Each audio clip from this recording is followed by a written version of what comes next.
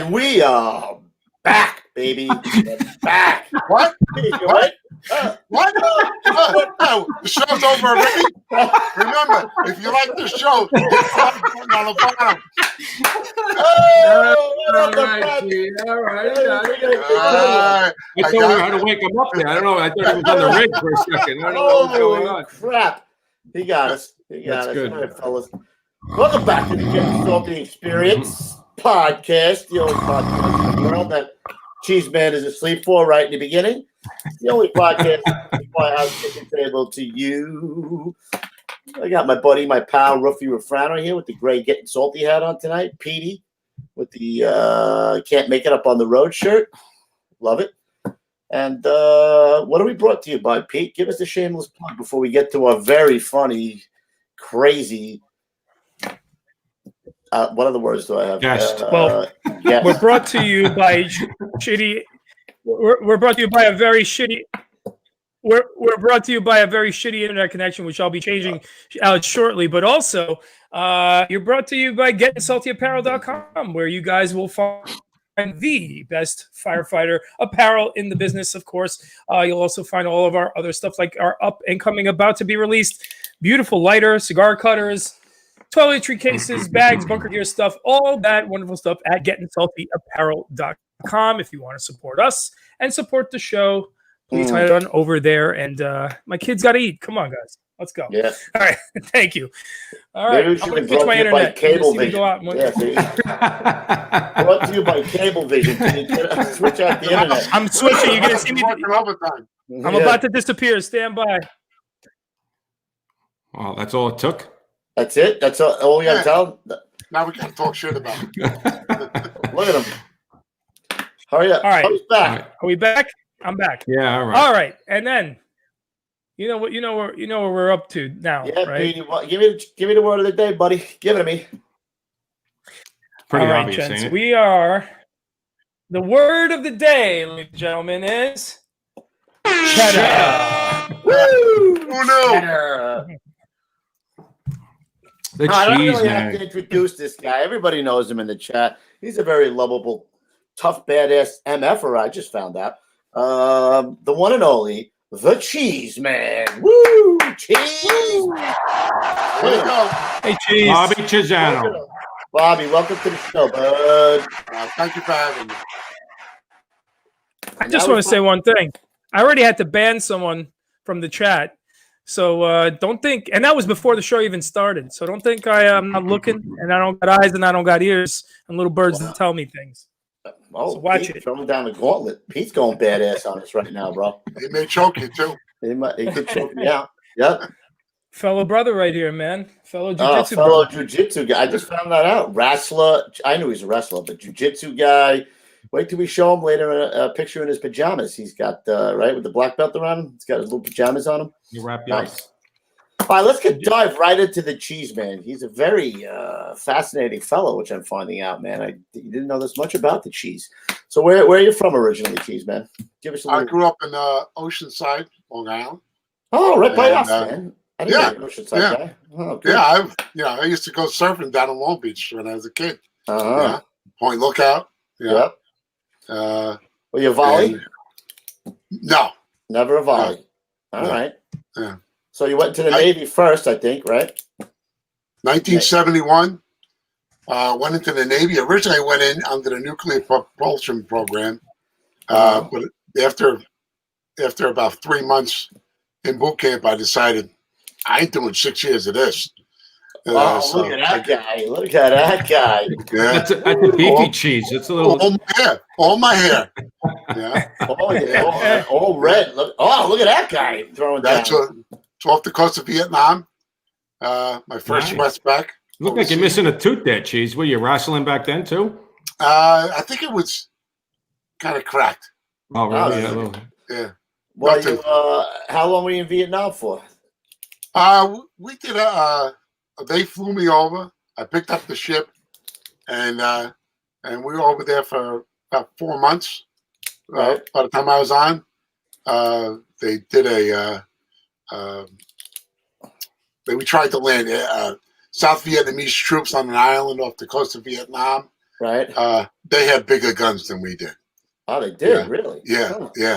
yeah. They had much bigger guns. We tried shooting at them with these little 3-inch 50 mounts on our ship, and Really? it wasn't successful. Did they call the big guys in?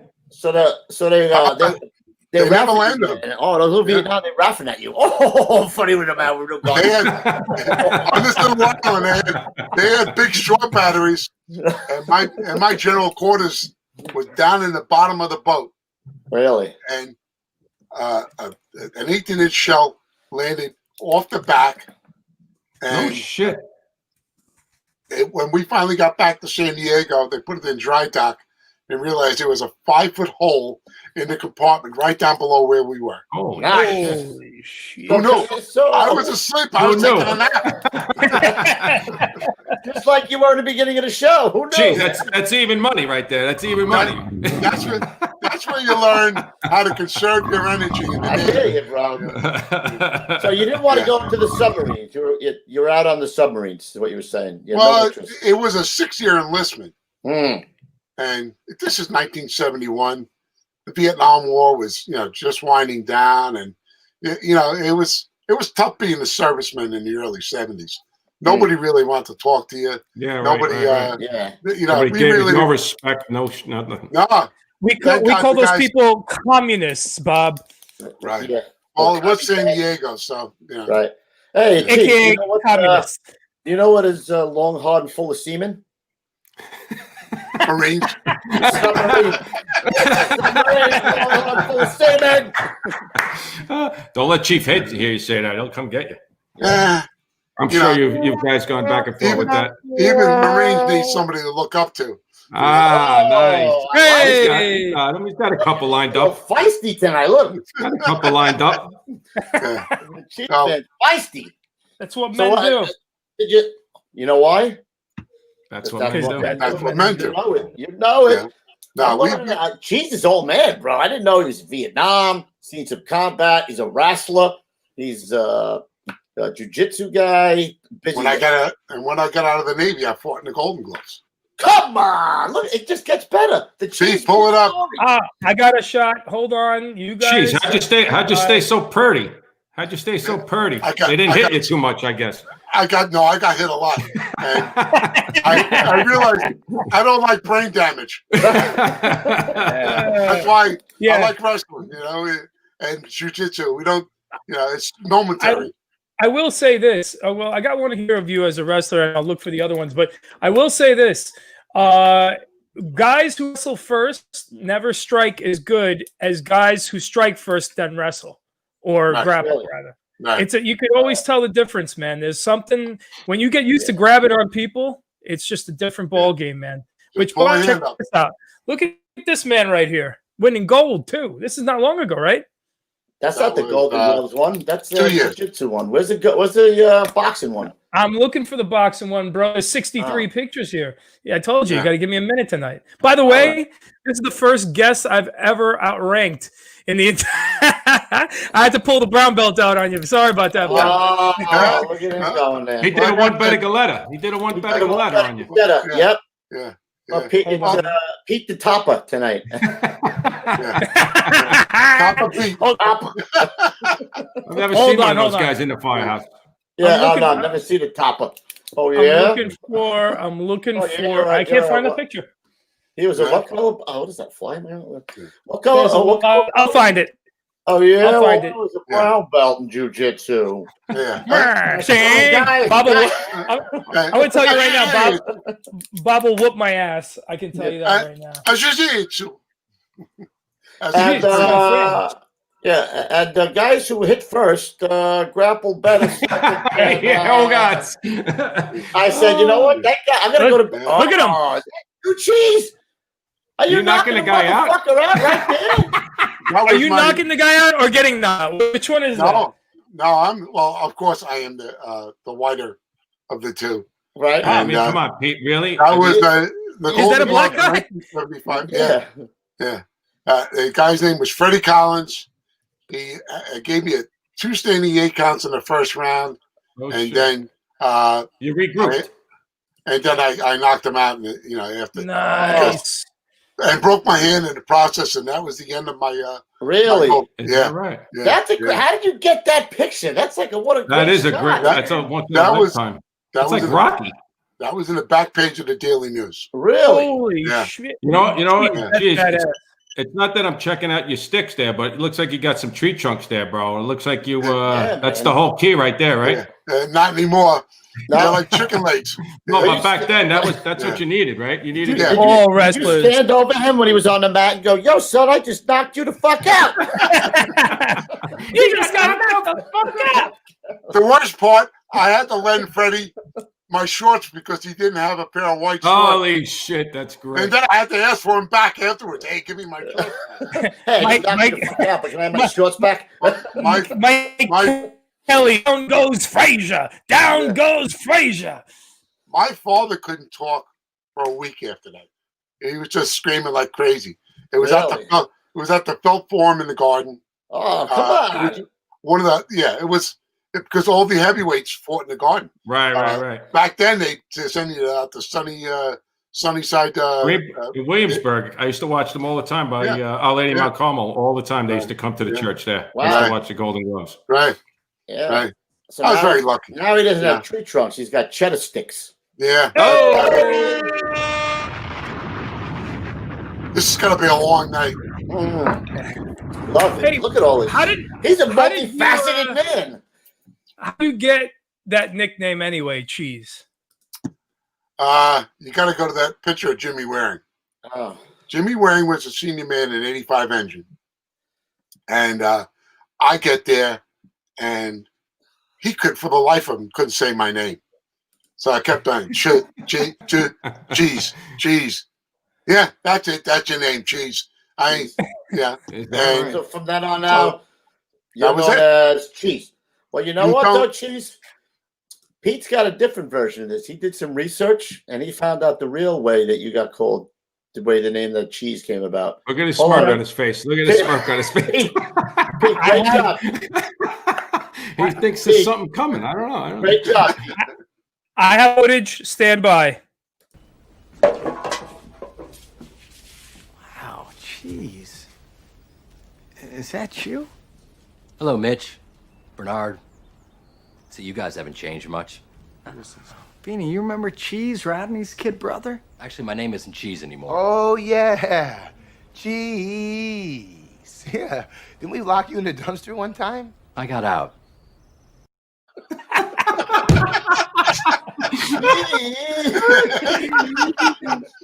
hey, look, Oh my God, that's great. even if you don't like the nickname, you don't show weakness. You always make it. That was Dean Pritchard, right? Wasn't that Dean something? Yeah. Dean something? Yeah. Oh my God, that is so That's freaking Dean- funny, Dean man. Pritchard. We had a Oh, guy- Jeez. We had a guy in 252 what we call ball bag, I think every firehouse is. I know. I was going to say at least two of those. right? So Yeah. we're playing in the 3-7 Battalion softball tournament, and all the other guys from 111, Triple Deuce are all calling it ball bag. And he said, "Why the fuck are they calling me that?" He says, "Listen, I've been called the Cheese for fucking 15 years. You're ball bag." You're a ball bag. I'm not gonna say who that. I'm not gonna say who that was. Tony Dim.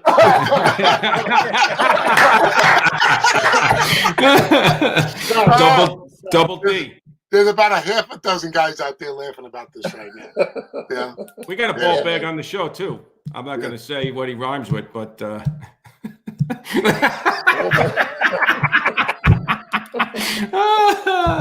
I didn't even say it. He just was like,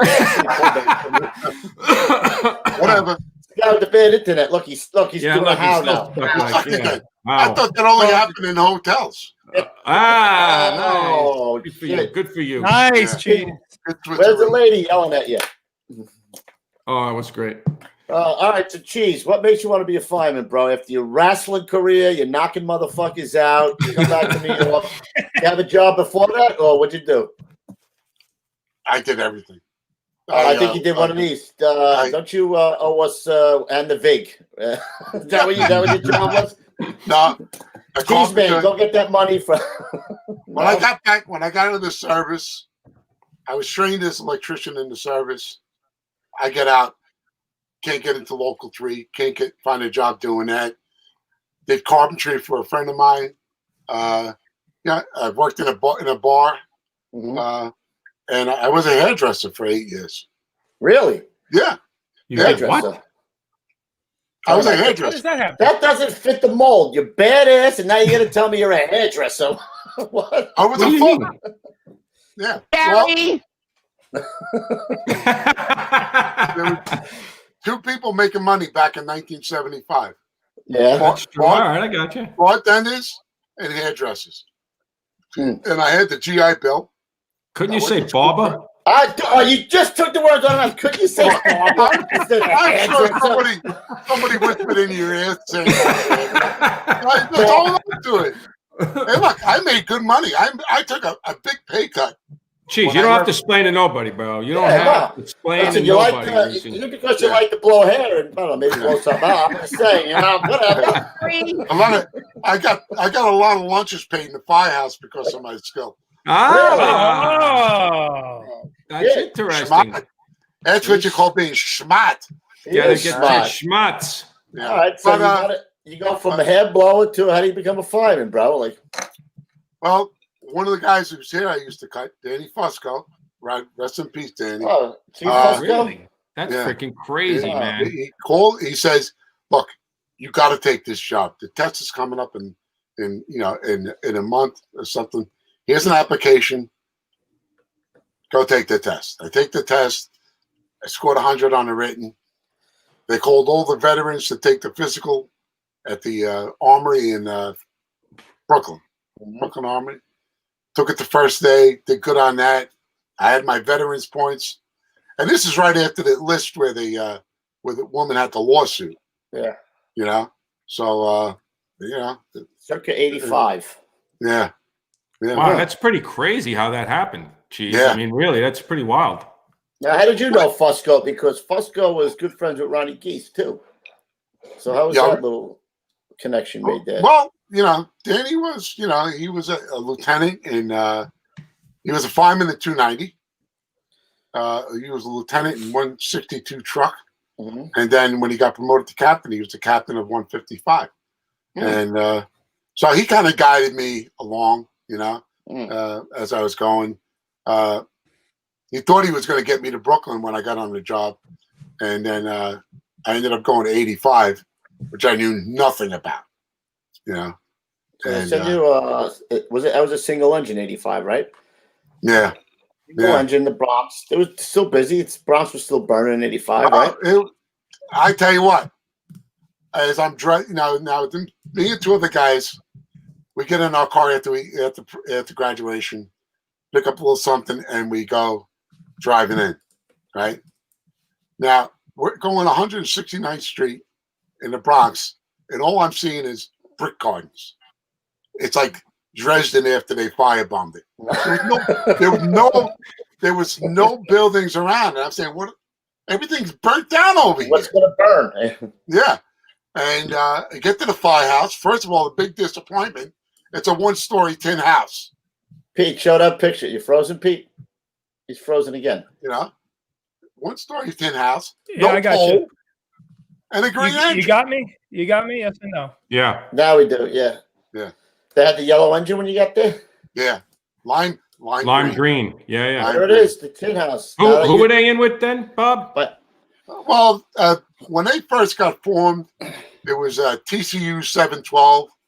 TCU 712 became 59 truck, and it was 85 and 59, and then back in the early 80s, 59 went up with 43. That's where John Calamari went to.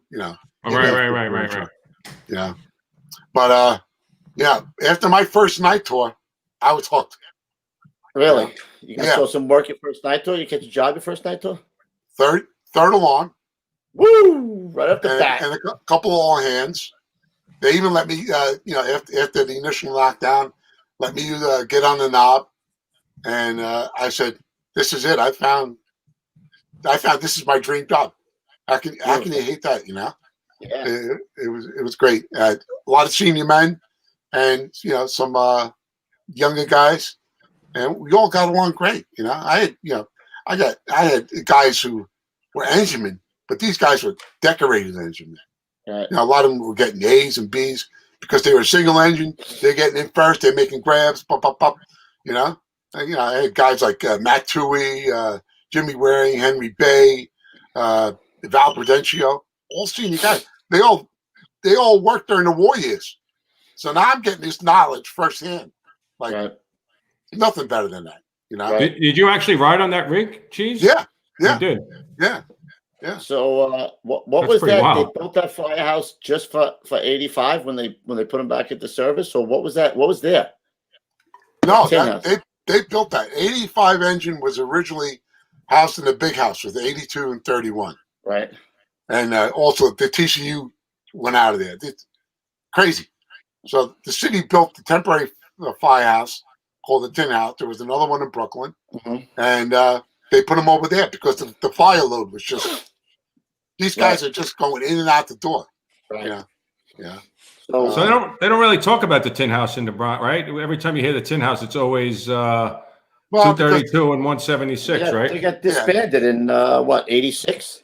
86. Yeah. Why did they decide to disband them if there was still work up there? That was, you know, that was the commissioner and Homer Bishop and a lot of political stuff. Right. Yeah. So you got to pick wherever you wanted to go. How did that work? Yeah. Yeah, they gave us a choice where we wanted to go, and I was tossed up between going to 42 truck, where I did my 30 days. Right. Unfortunately, I was there when Captain McDonald got killed across the street from the firehouse, and then I talked to a lot of the senior guys. I said, "Where should I go?" I said, "You know, I want to do work." And 92 engine was at the time one of the busiest, if not the busiest at the time. They were doing a ton of, that was top. When I came on the job, I got on 93. That was, if you went to 92 and 44, that was, you know. Right. Great house. The kits. Yeah, exactly. Yeah. Yeah, it was a great house too. Great tradition. And the reason why 232 got closed on a Super Bowl Sunday, I hate to say it, was because of us. Because they gave us warning that they were closing us down. We stripped that firehouse clean. So when they went in there, there was nothing in there. Anything. So that's why they did that. Right. I think there's another picture of 85. The rapid water, I think, that's right? I forgot. Somebody was telling us the story that they sent them out on a run and came back and they had the firehouse locked, right? Right. Yeah. Right. So that they did that so they wouldn't take everything. Yeah. Oh yeah, we cleaned it dry. I mean, the funny story is that about a month before they closed us down, Homer Bishop makes a surprise visit to the firehouse at 3 o'clock in the morning. Right. So I was on watch. I had to go to the bathroom. I go to the bathroom. I come out, and there's a chief there. So I gave him the old high five. He pulls out everybody for a roll call, and then he starts pointing the fingers at, you know, how come there wasn't a guy on house? Why? Bop, bop, bop, bop, bop. So Rudy Bilchik, who was my lieutenant that night, didn't take no shit. So he looked at Homer. He said, "Chief, what can I tell you? The guy had to take a leak. What are you going to do? Close us down?" No shit. No, really. He didn't give a shit. Rudy didn't give a shit. He just said, Yeah. Yeah. Yeah, Homer Bishop wasn't a very well liked guy on the job. I know that. Nobody went to his funeral. Yep. Yeah. Nope. Whoa. Nope. It is what it is. So why, instead of in 89, you decide to go to 301? Why didn't you just go across the floor to 44? What was that all about? Well, my son was born. He was 2 months premature. Healthy, but 2 months premature. He needed a couple operations. And my wife is, we're talking. She said, "Can't you get someplace closer? You know, in case I need you, you got to," because it used to take me sometimes 2 or 3 hours to get home from the Bronx. Wow. Or even go to work. Yeah. That's so plus the toll, all that shit. Yeah. Once again, I call up Danny Fusco. He's saying, "I don't. You want to come out to Queens?" I said, "Yeah. Well, you know, it's probably a prudent thing to do." And so I put in for 301, and I never went there. Knew nothing about it except for what Danny had told me. And I did the same thing. It's a little weird. I get there, my first tour. I park on the corner. It's a residential neighborhood. Right. And residential neighborhood. And it's on a side block, right? It is on a side block. On 197th Street, there's a Chinese guy across the street cutting his lawn. And I'm going, What the hell did I just do here? what the fuck did I do here? I was a 92 engine. And I get in my first night. We got a couple of first do all hands and all the work. And I'm saying, this place is the best kept secret around. Yeah, right. Yeah, And man. You know, if you looked at short buildings, right? They're all short buildings. it's the land of the 5-minute all hand. Right, exactly. You know, but if you look at all the buildings around and stuff like that, it's highly populated. This is during crack era. You know, Right. so even though the Firehouse is in a nice residential neighborhood, you go south of Jamaica and down that way down towards like 165, 126, all there. You're catching work down Yeah, man. there. Yeah. Were they the And, hogs back then? They were the hogs back then? No, that came a little bit later on when Ed Sweeney was the captain, Brian Sweeney's dad. And, Is that right? I didn't know that. Yeah. And he came up with that name and it kind of stuck. This is Adrian Keenan on the left, myself. That's Charlie what? Is that Charlie? No, In the middle? It looks Bobby like- Condon. Joe Cavalieri, who unfortunately Look at died that. at the Vandalia Vandalia fire. Yeah. Danny Kurtzky. Great group of guys.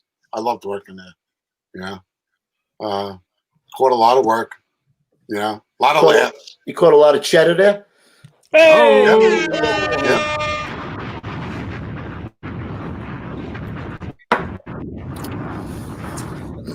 But Pete, pull up that picture of me, the three guys in the civilian clothing.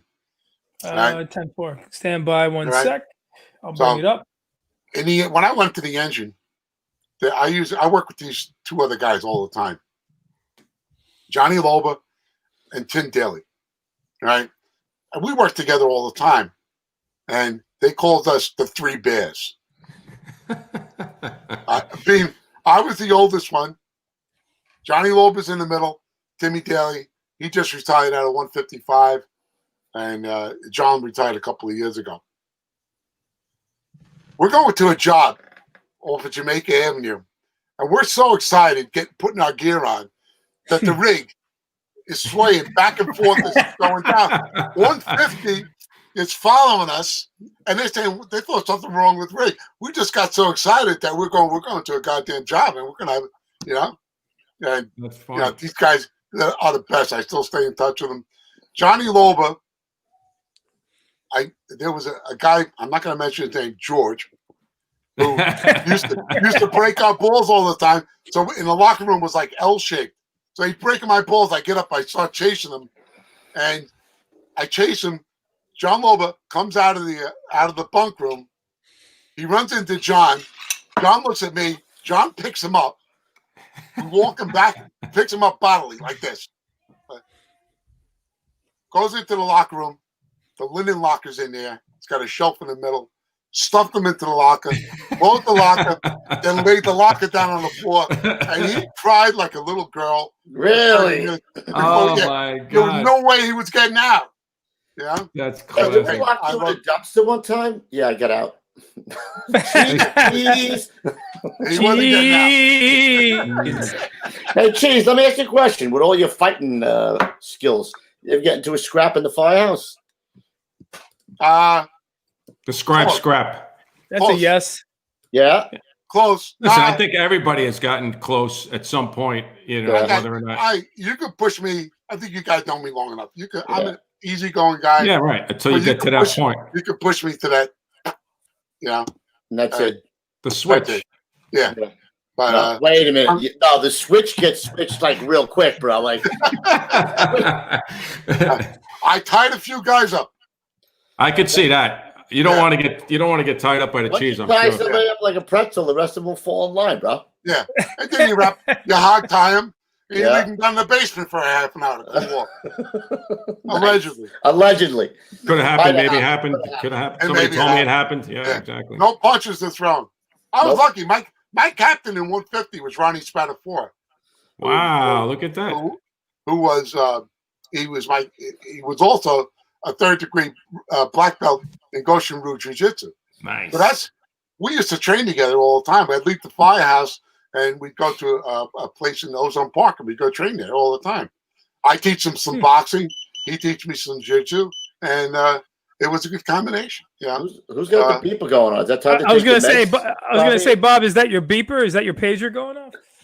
What is that? There's a beep going off. I thought maybe it's a reminder to. No, probably my insulin pump. I was going to say, take your medication. I was going to fuck around. I forgot it was diabetic. I don't hear it. I don't hear it. I can't hear it so good. Yeah. I can't hear too good. God damn it. Yeah. So how long are you in the engine before you go over 150? Well, I always did my mutuals in the truck. Oh, all right. So you're catching truck work right off the bat then. That's where I kind of got the bug for doing truck work.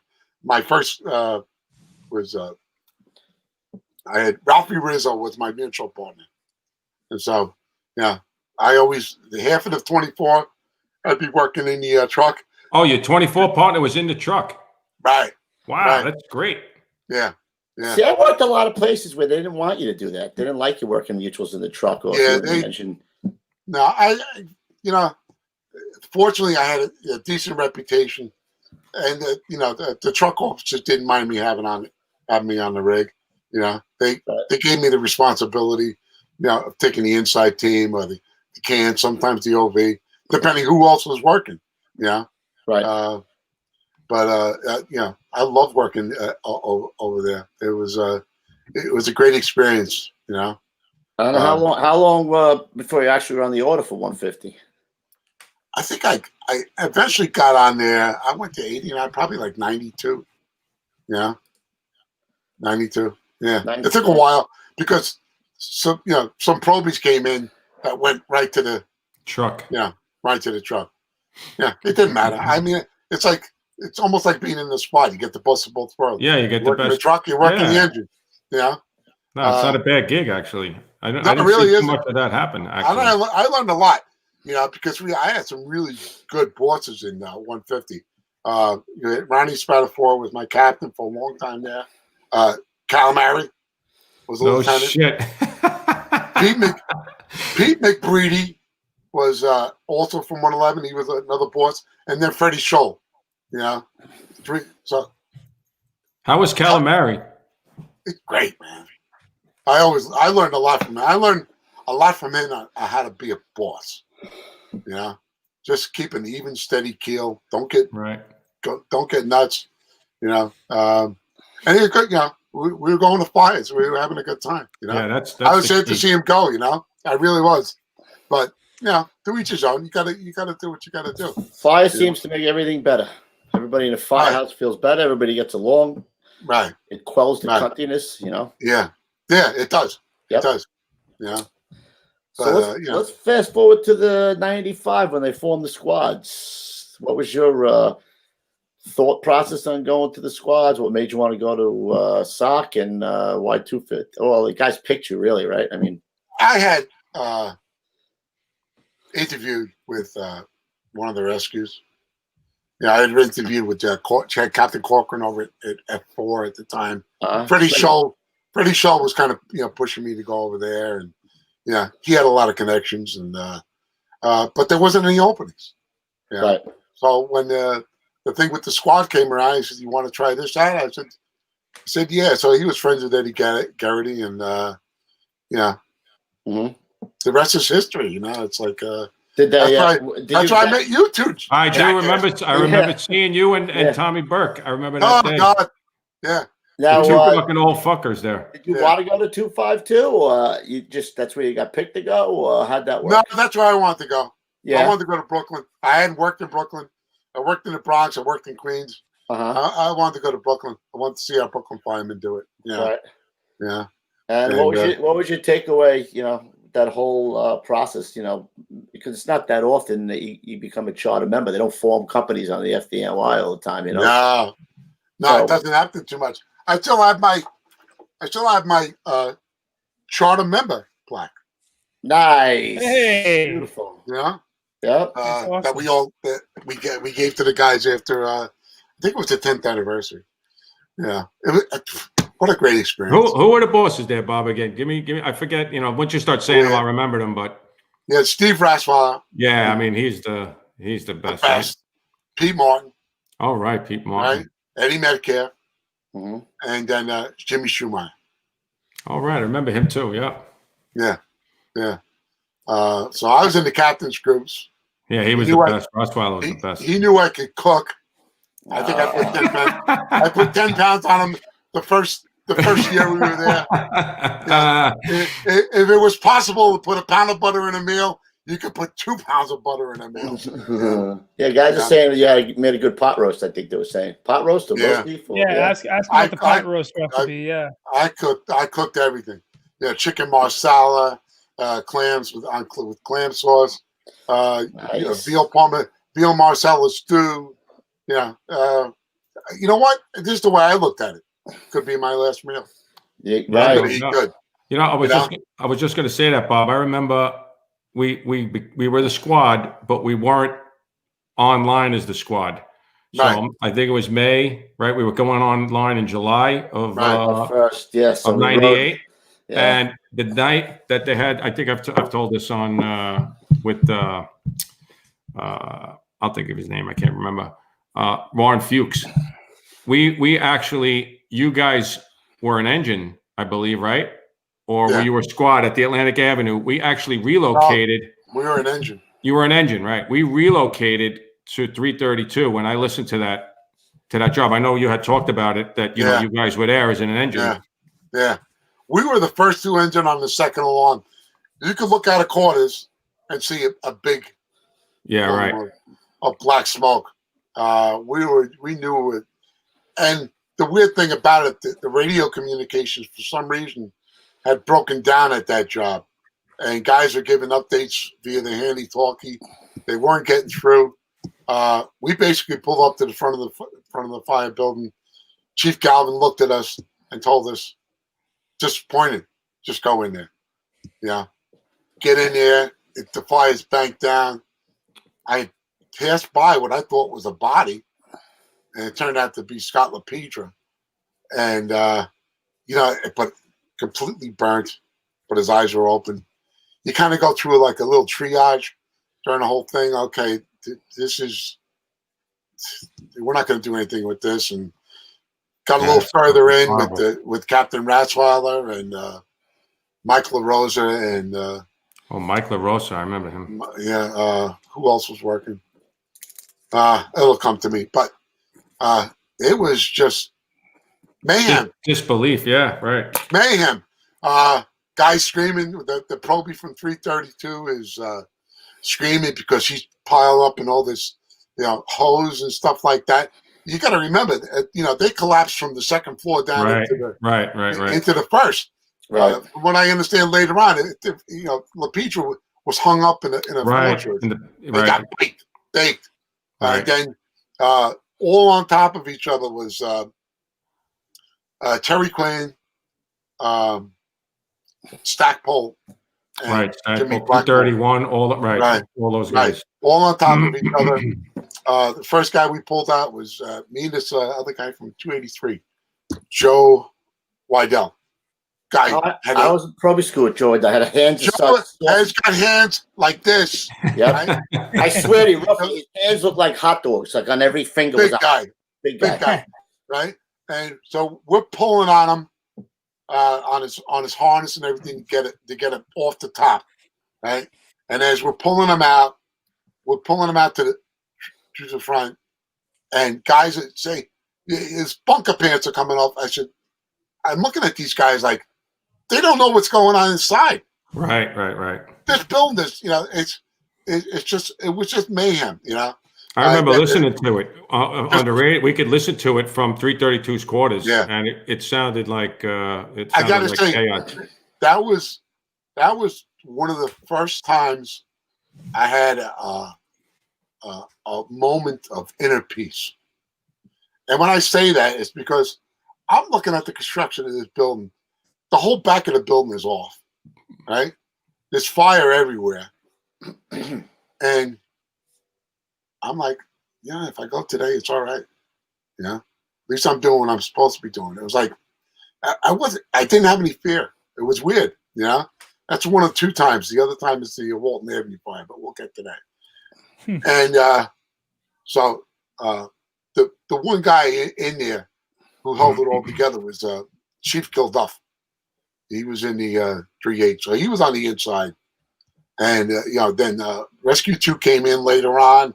They got a Sawzall. They're cutting Brian Baker out. And we managed to get LaPedra and Blackmore out of there, you know. Because, look, they were all piling on top of each other. Baker was the probie, right? Yeah. Right. Yeah. Did he ever go back to the job? Yeah. I think he's an officer now. Is he? I ran into him I was teaching a class. I think it was a SOC support class or something like that, and I ran into him. We talked about it, you know. But a lot of the other guys, I don't think Terry Quinn ever went back to the job, and yeah, of course we know what happened to the other two. I mean, when we had Warren, yeah, he came back for a short time. 9/11. He died on 9/11. Can I ask you a quick question, Bob? I just want to go back to something you said a few seconds before, which was that you felt, you know, you just went in. Why do you think that is? Because I knew we weren't getting out. We weren't getting out of there without getting all these guys out of there. Yeah, and it's all right. 'Cause that's what I'm supposed to do. That's what we're supposed to do. You know, we leave nobody behind.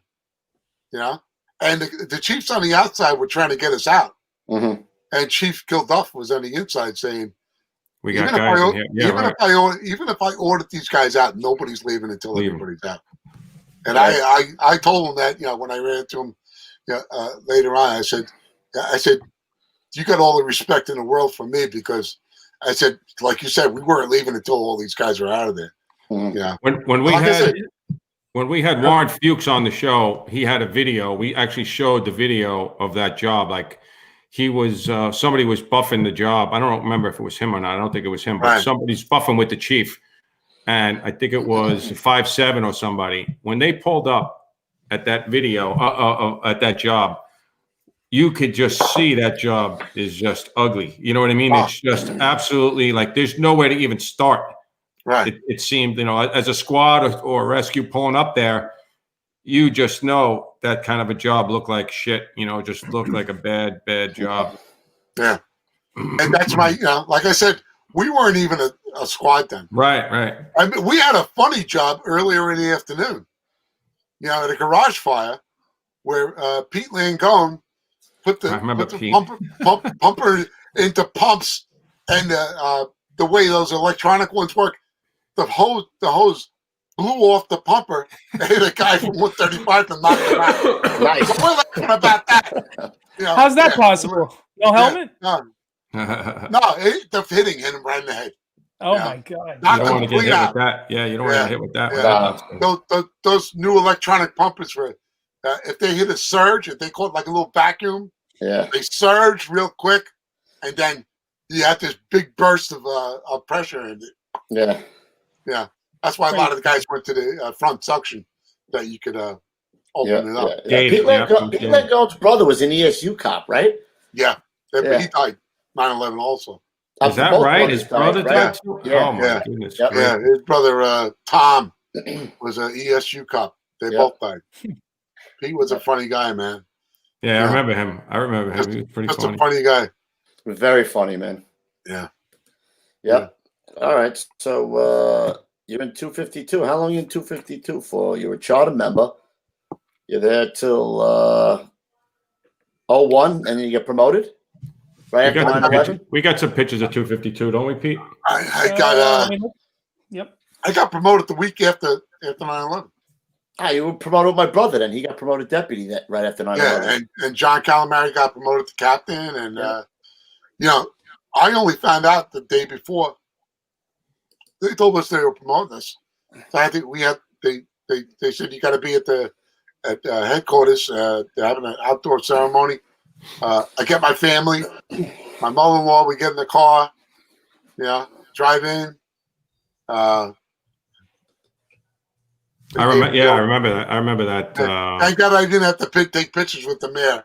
Yeah, and then me and Raswell and our families went to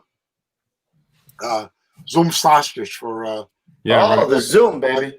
the Zooms, and then we went back to work the next day. It was uneventful. Next day, and I stayed in sock, the whole time.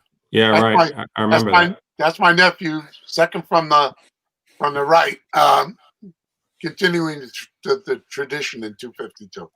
Yeah, he's there now. He's there now. Yeah. Is he a Chuisano too? No, he's a Bella.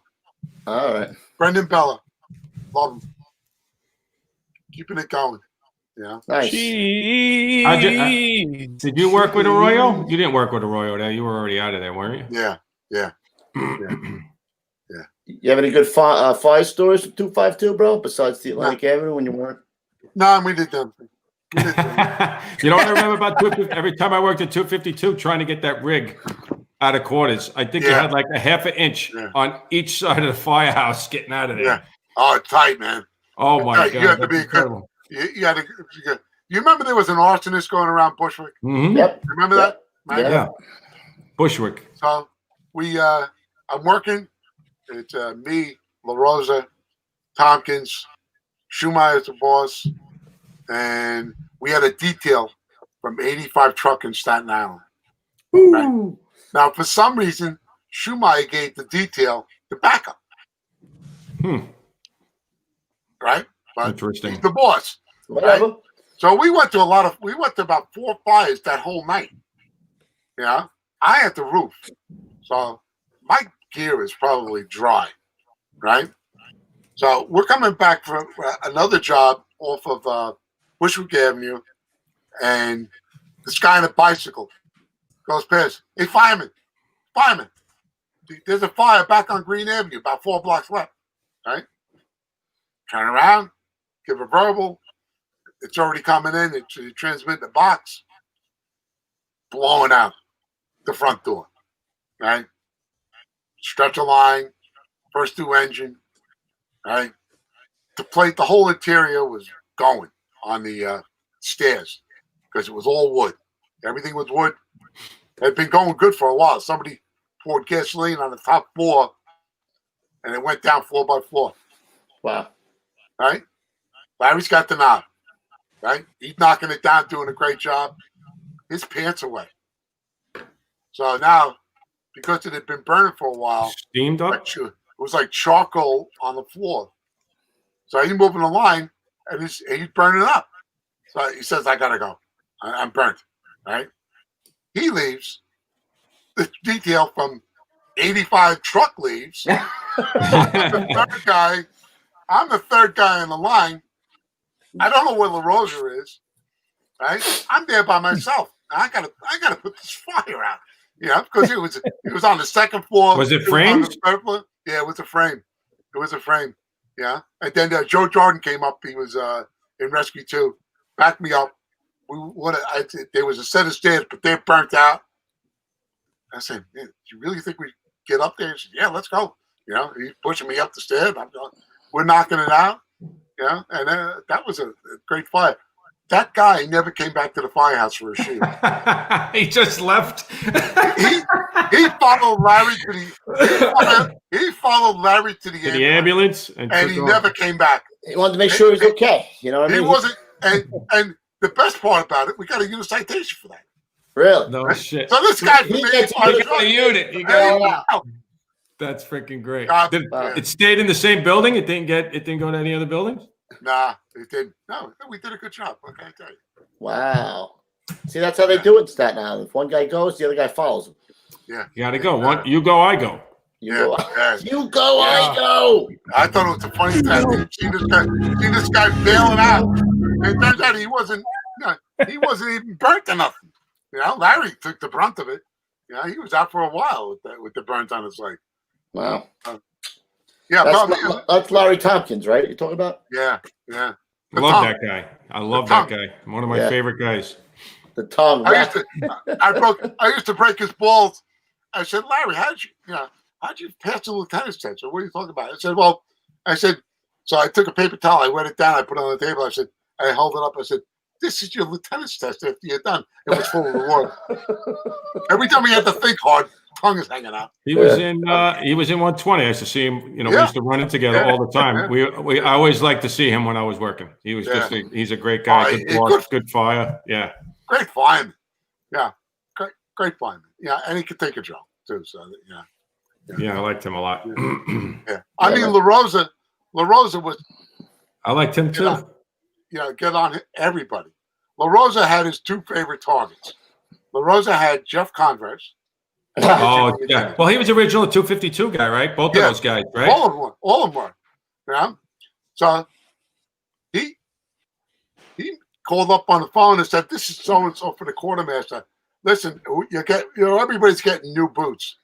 I need you to get on a piece of paper and have somebody trace out the outline of it and send it over." Right? I mean, those were his two favorite targets. Jeff Converse used to run before work, right?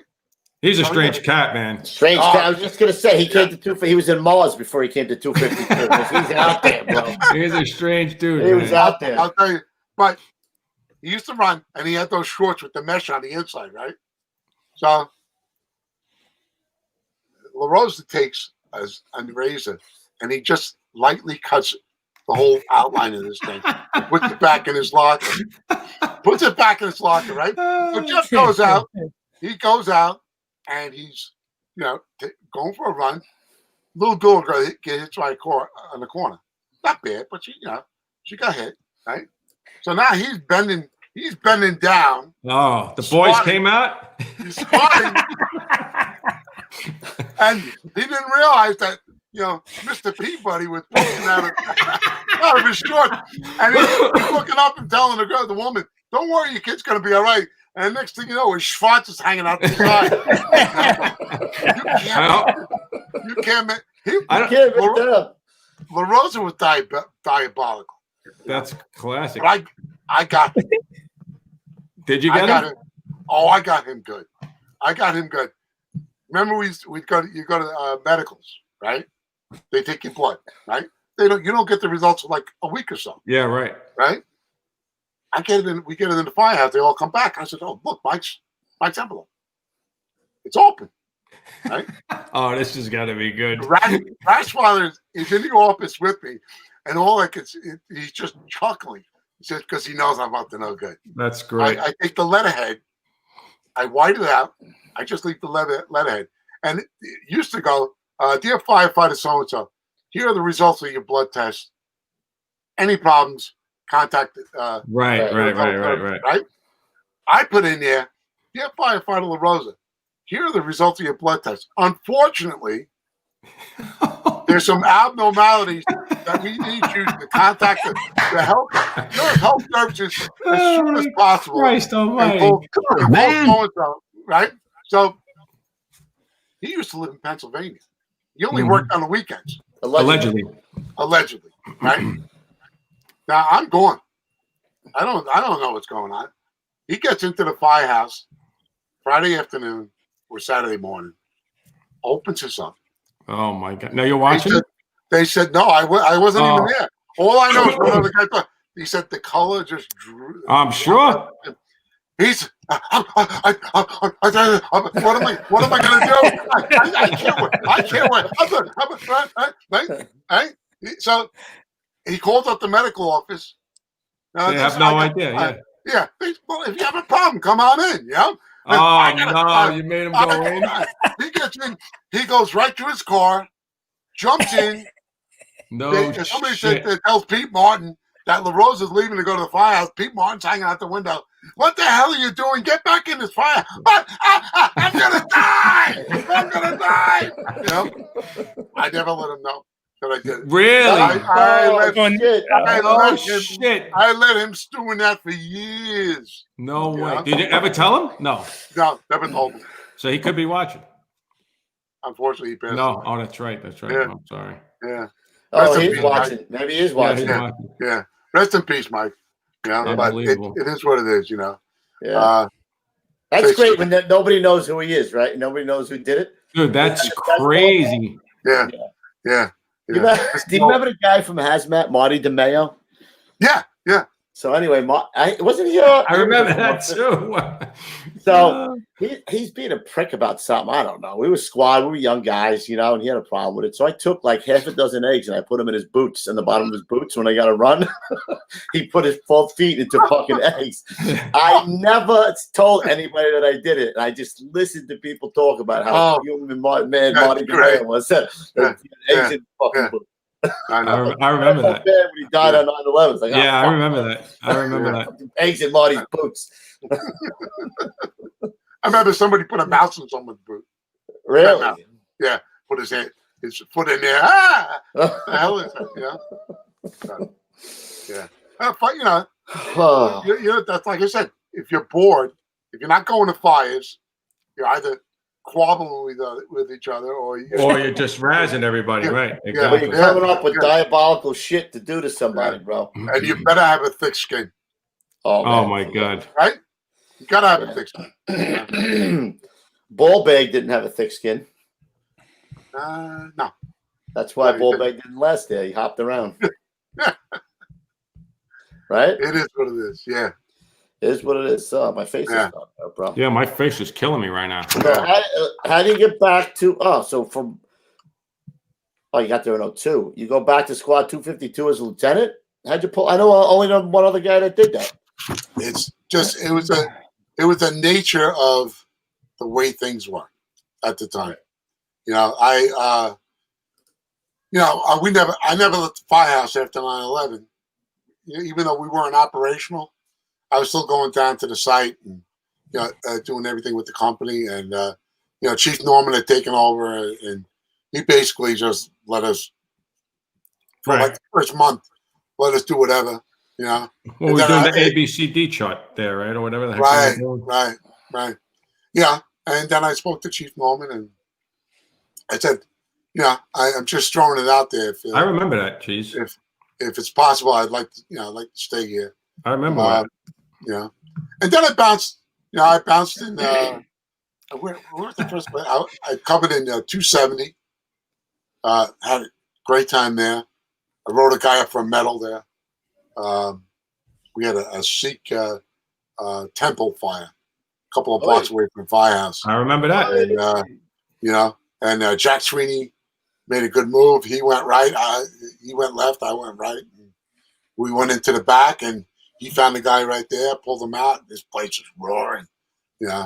And I was very happy to write him up for that. And he retired, and then they had to put him in uniform and make him come back. To get his medal? Yeah. He basically said, I'm done. I'm retiring. I'm getting the hell out of here, right? Yeah.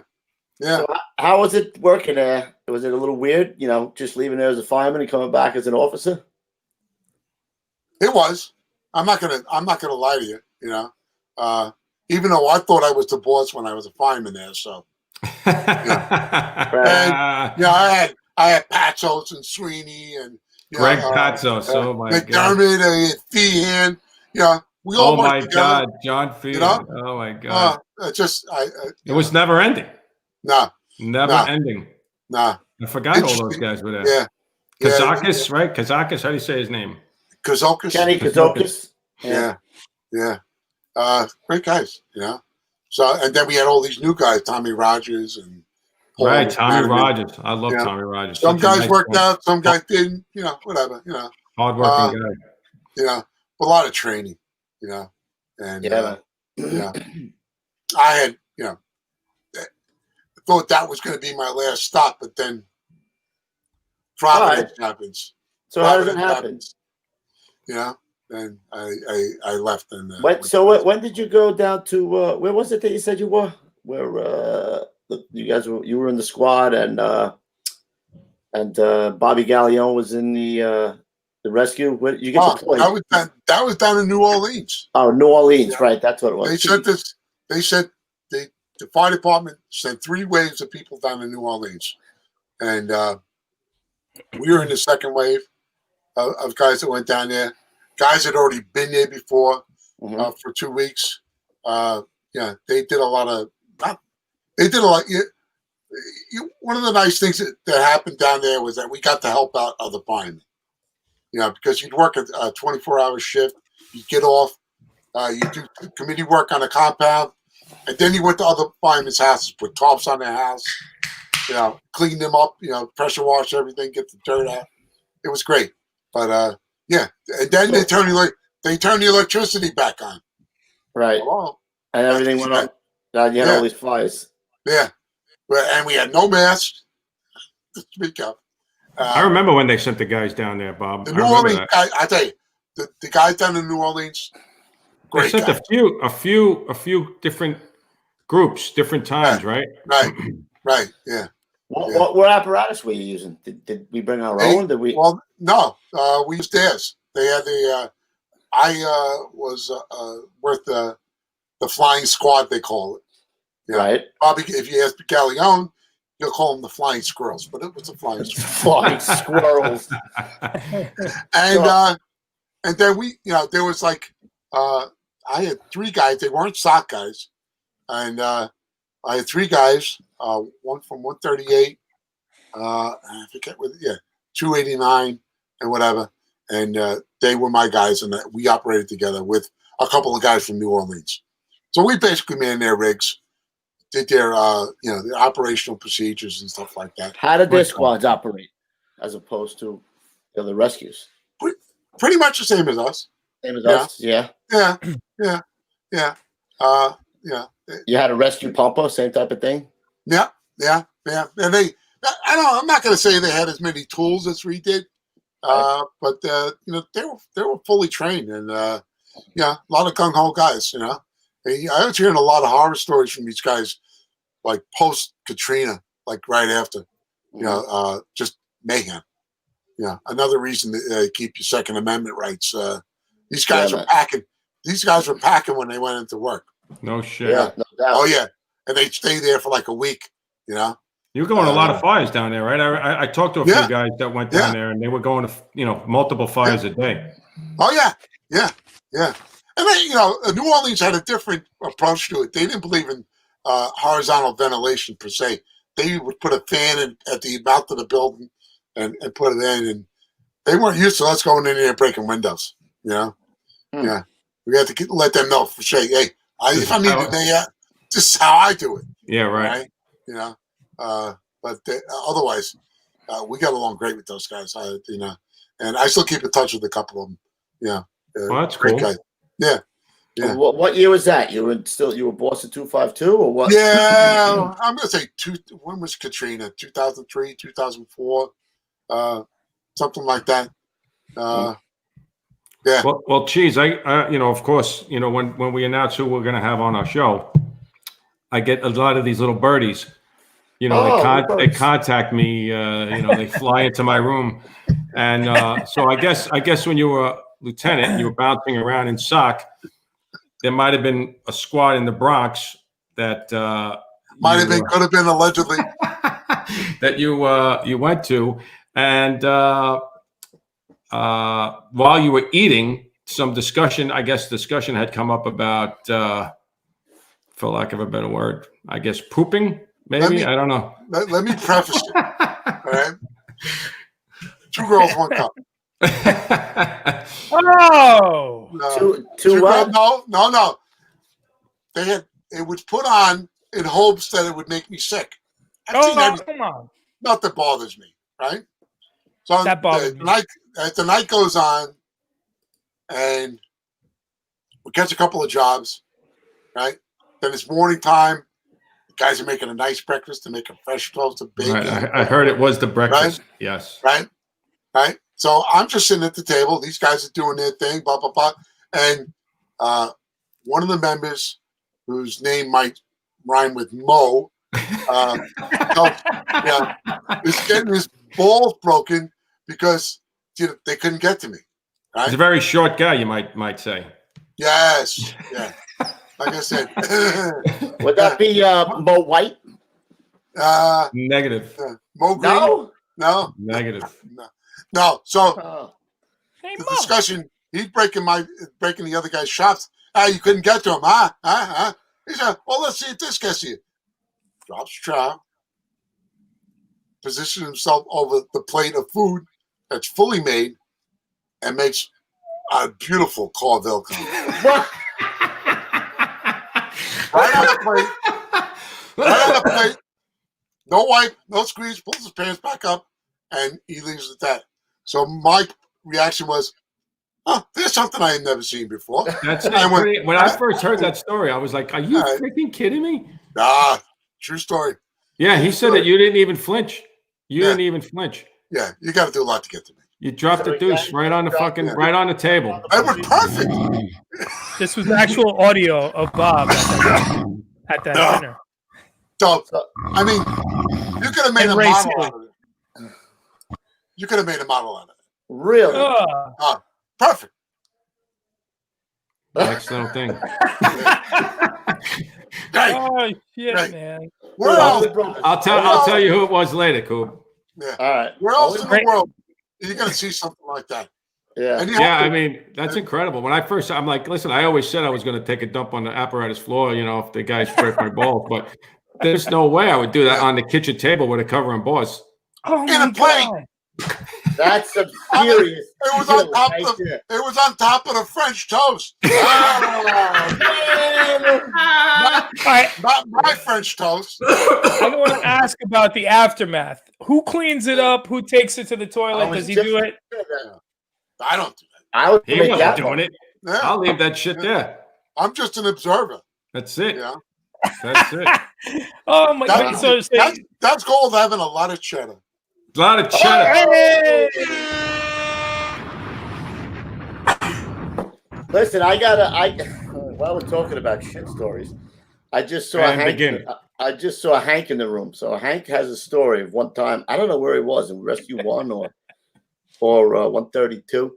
He said he was sitting in the shitter taking a shit, and a guy fucking the popular thing is you bucket the guy while he was shitting, right? Right.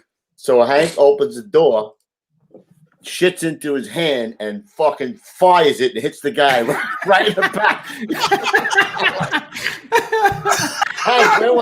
Hank, where was that? I know he's in the chat room. Though. It must have been like that scene from fucking Shit. Platoon when he gets all He late. shit right in the hand, bro. Yeah. Oh my god! Yeah. Jesus, That's over I didn't the know top. Hank was such a That's savage. when you know you don't even care about your own. You just want to make sure you get the guy. Yeah. That's it. Yeah, man. Right, splattered him right up the Yeah. back, bro. Oh my god! Yeah, well, there was a guy, Eddie. I'm just going to use his first name, Eddie, in 150, who was. I'm taking a shower. He's breaking my balls, and I'm going.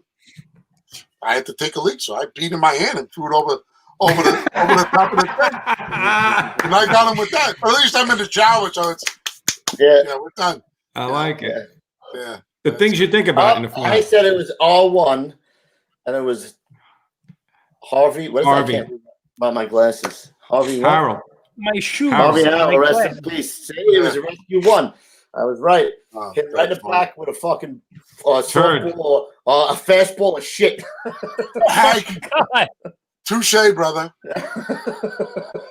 I don't know You who's gotta- more savage. You got to really want to get a guy when you're shitting in your hand Yeah. Oh yeah, man. Yeah. because he's going to freaking throw a bucket of water on you. Well, it's in the military. They call the rules of conflict. You know, the rules of engagement. Once that deal has been broken, You got to do anything you got to do, right? Bets are off, bro. Nothing's off the table. Yeah. Beautiful. Jesus Christ! Oh, all right. So, No, Cheeseman. Hank Molaise was savage. That's all I'm gonna say. Never mind this Hank is mild savage. mannered shit when he comes onto the show and he's all chill. No. Speaking of taking a shit, my cat came in here to take a shit in a litter box. He's dropping a sweet. deuce right next to you. All this. Throw it Throw on the Buddy. screen. Go ahead, bro. One up, Hank. Pizza topper. So why don't we're in a topping mood tonight. Throw it right on the screen. Pizza one better, Galetta. Hey, there he is. Oh, there he is. The buddy boy. Nice pussy you got there, Cheeseman. He's my rescue. I love I him. didn't know you liked hairy pussy. He's my therapy cat. Some people are He's therapy a dogs. 70s guy. What are you talking about? You are a 70s guy. That's why I like the hairy pussy. Born in 50. We heard you the first time. We got you the first time. Oh, Okay, wow. Oh, nice. All right, so let's talk about how you get over to 4. None of that. I've never done this before.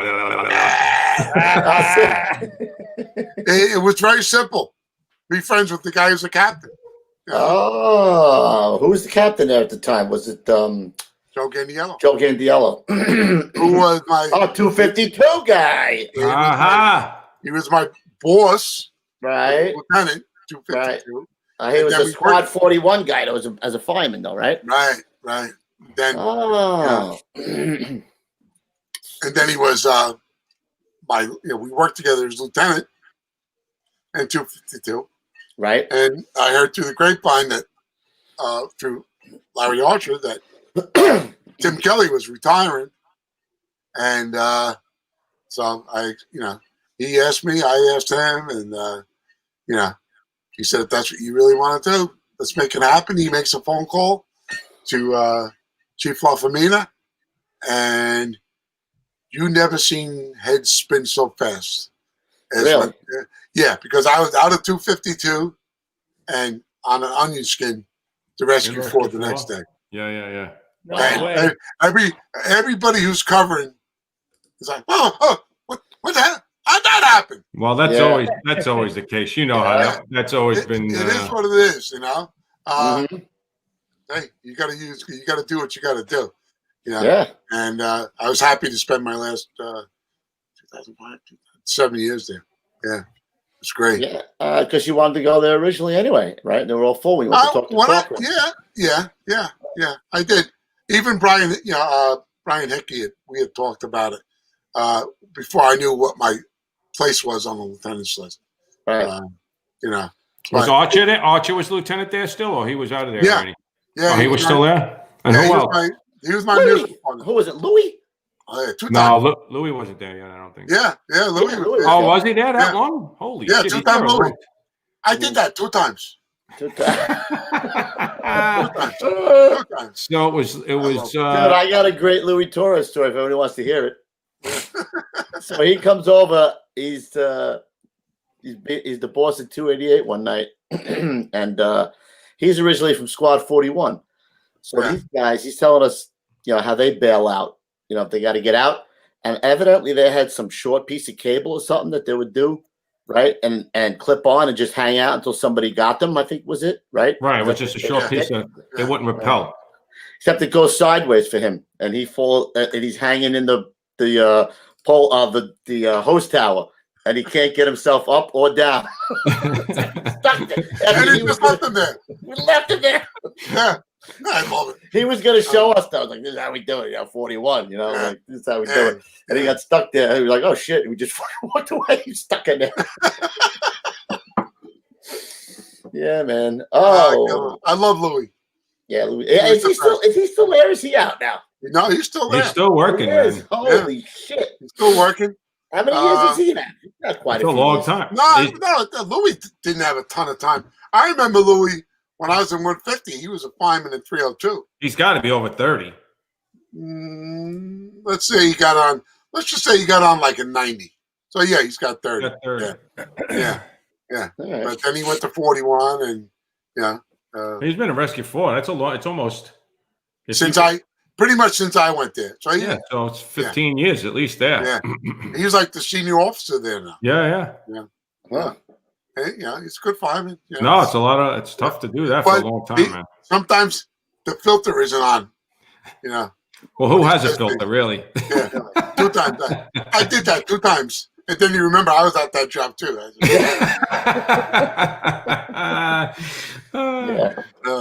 I got my daughter and my wife on high alert now because I'm meeting my daughter's boyfriend's parents for the first time this weekend. Oh. And I'm like, Dad, don't say anything stupid. You can't have the Firehouse filter, all right?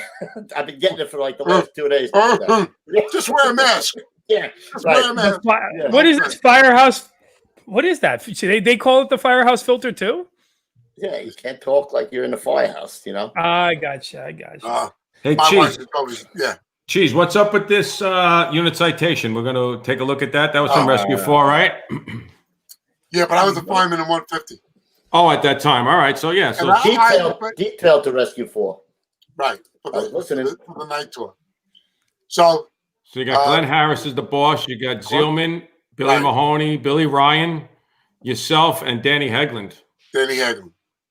So yeah, it's a night tour. I walk into the Firehouse. Yeah, Glenn Harris is, he's an imposing guy. If you don't know him. Oh, no doubt.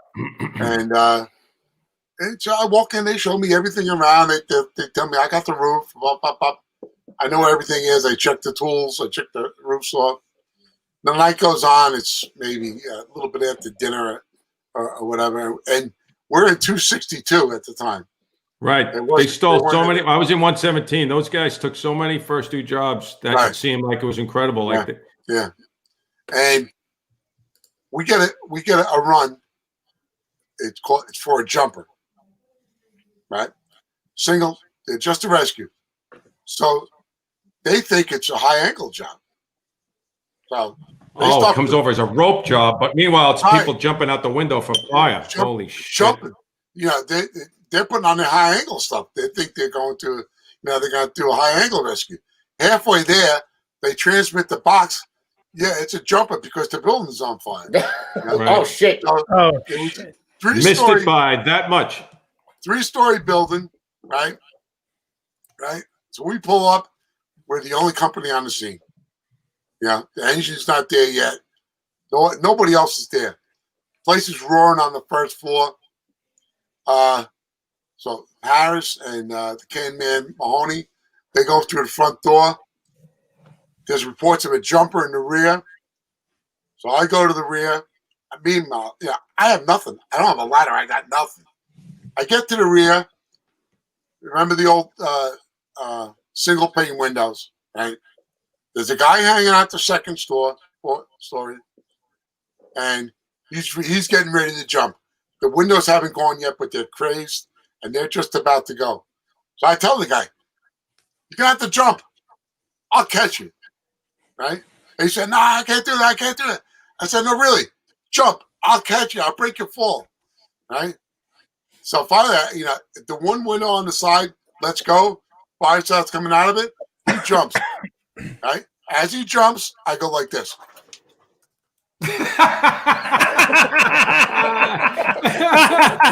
Hold on, let me just show us that again. Show us that again. So now, because now you're in a.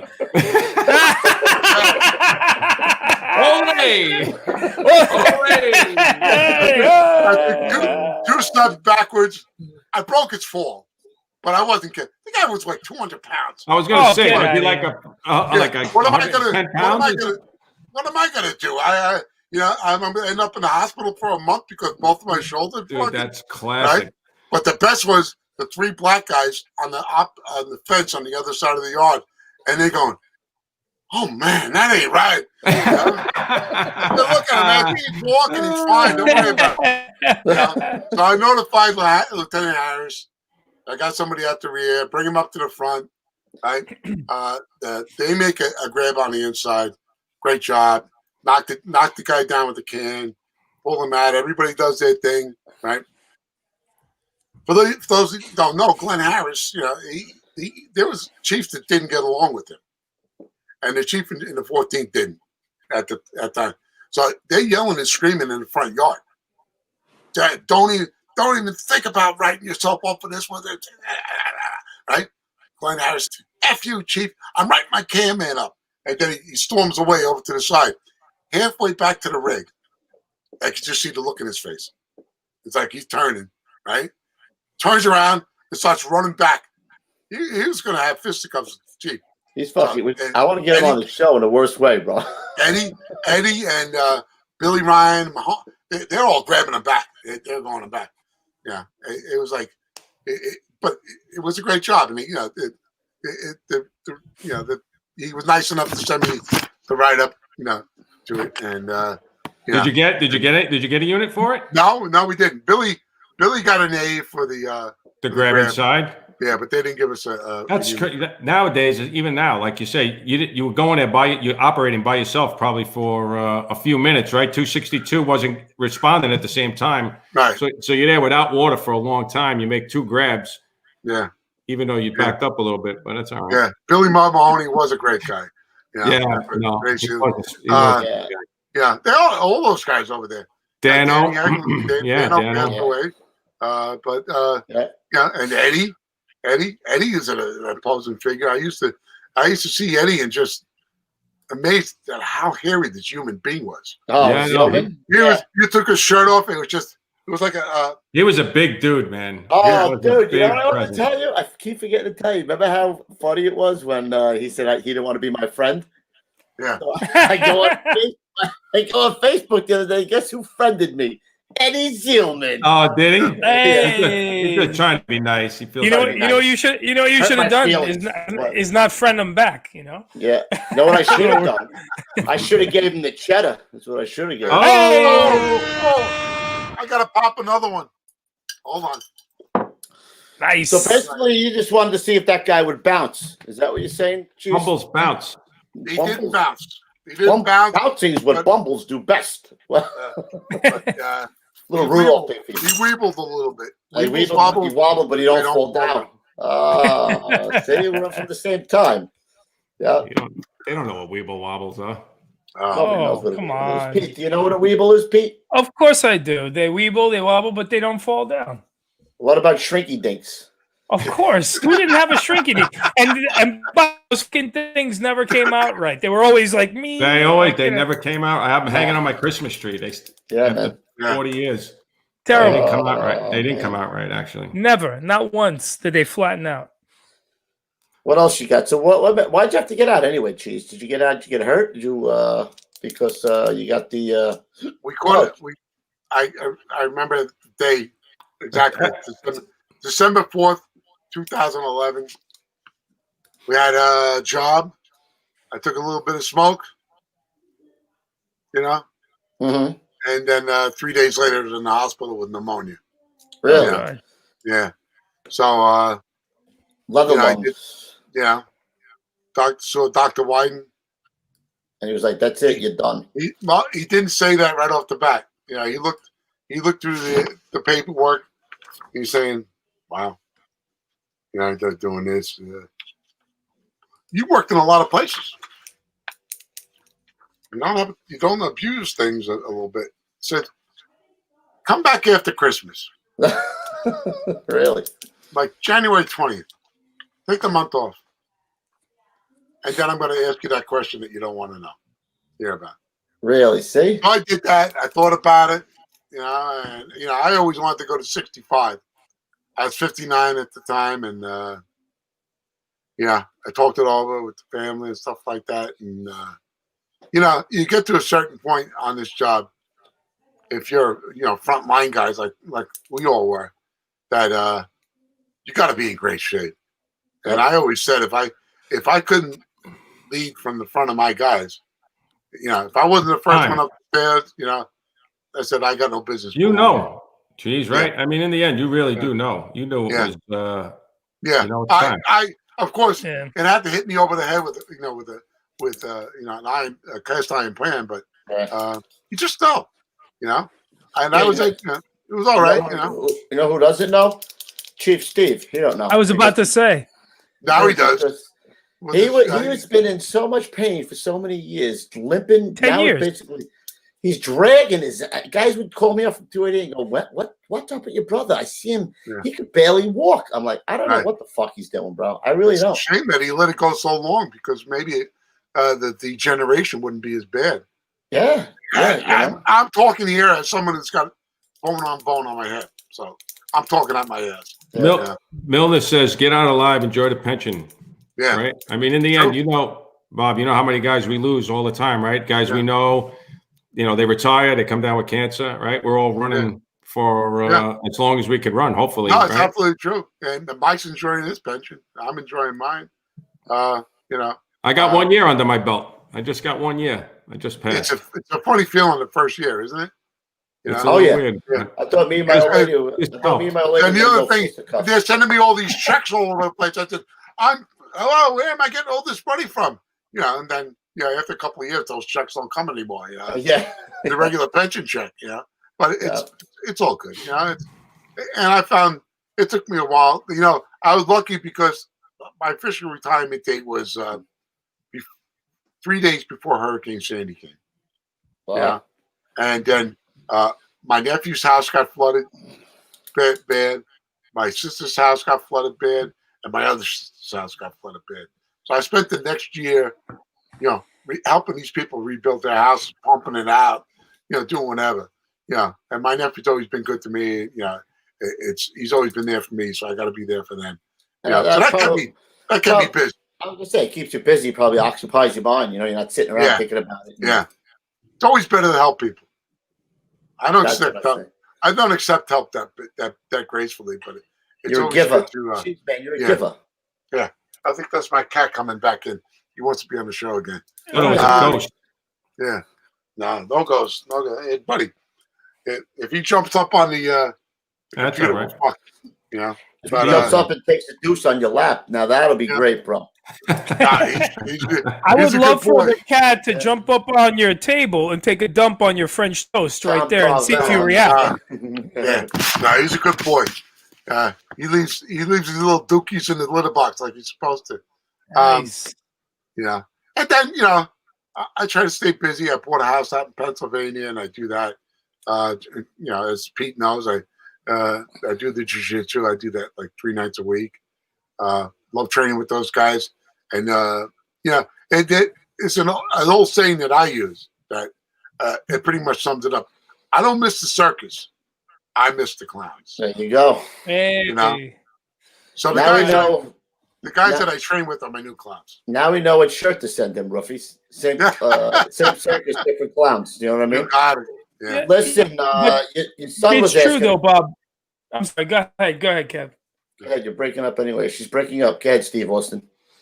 Now, I was going to say that the jiu-jitsu thing, it's kind of crazy, but it after a while it becomes a brotherhood in there because you guys are sweating, beating each other up every day. Yeah.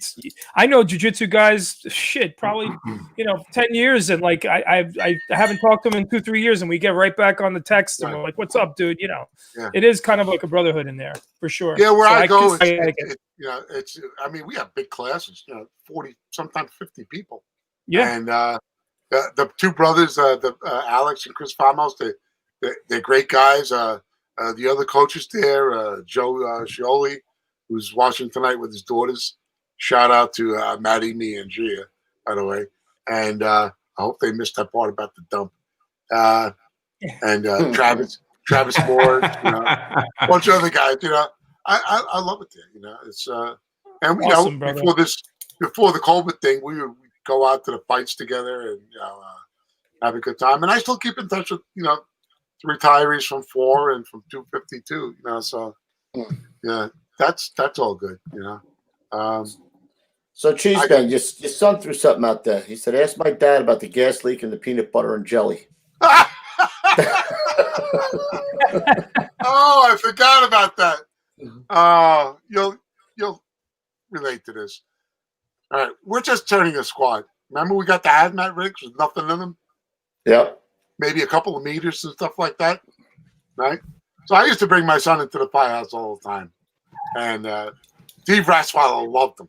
So anytime Steve was working, I call him up. I say, "Look, can Chris come in? Yeah, bring the little cheese in, and bring him in. Bring the little We're cheese. not even. We're like little. Yeah, he ain't so little no more. I said, and we'll do whatever. So I make chicken parm or something they like, and we get a run for the for a gas barge that's leaking over on the far side of Brooklyn, whatever that is. Right. So I think Tommy Burke was working. Greenpoint? Yeah, Greenpoint. Yeah. It's not. I mean, it's leaking, and there's some fumes and stuff like that. We have 1 meter. 1 meter. What are we gonna do? So I told, but You're gonna do nothing.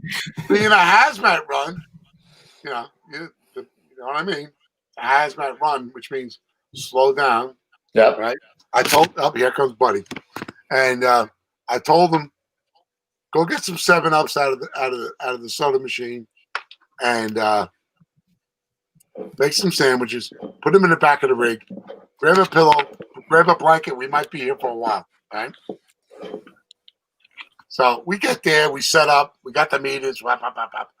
So Chief Rottweiler is talking to the chief in charge, and he's explaining it to him, how serious it is, with this hazmat. You have to make sure that you're on your game. And, he's really selling the hazmat stuff up. And the door, as he's saying it, the door to the bread truck opens up, and there's my 11-year-old son with a peanut butter jelly sandwich in his mouth, drinking a 7-Up. Like, Real serious stuff, that PBJ. Yeah. But it's like nothing ever happened out of it. It was like, but it was funny for the time, Thanks, Chris. He's watching. We lost Louis. What happened? Oh, he froze up. He didn't pay his internet bill either. It used to be me all the time. Remember, Petey? Yeah, man. Yeah, there he is. Hey, what happened? I don't know. Things are breaking down. I don't know. All right. Hey, I got a quick question for you, Lieutenant. How about this story right here? What happened here, man? This is an awesome pick. That was the guy was on it, had an empty. It says Exxon on it, but I think he was carrying milk. Okay. Nice. Yeah, and yeah. So that's the off ramp to go. This is going north on the BQE. That's the exit ramp to go off to, I think it's Fulton Avenue in Brooklyn or something like that. We get the call. This is what we found. The guy was still in the cab. So I got that too. Look at that. So we had to put the we have to strap the back of the tractor down to keep him falling in more, and then Eddie Riley, we put him on a rope, and he got into the cab of the thing, put a harness on the driver, and then we dropped him into 124's bucket. Yeah. Crazy. And then now this is there like that. We got to stay there until they can call in these cranes and stuff like that. Oh, yeah. And, Now, was this the guy who was driving? Yeah, that's it. There you go. Best show Brian had. I'm teasing. No, but that's quite a scene to roll up on there, man. That's awesome, dude. Yeah. How was the smell of shit in the cab if the guy shit himself? I'm thankful I didn't have to get that close to him. Yeah. But one of my members had to go really bad because this is early in the morning. When we got right there, after his coffee. We didn't even get his coffee. Oh. And there was no bucket on the rig, and I had to, Improvise. I had to put him in a chief's car and send him back to quarters because it was going to be 2 hours to get to cranes anyway. Oh yeah. Sure. I don't want to mention names. Well,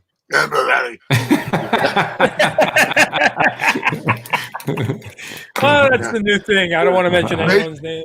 Yeah, look, I was just as bad when I found out. God, I used to do the same thing. When I was before I found out I had diabetes, I used to have to go all the time.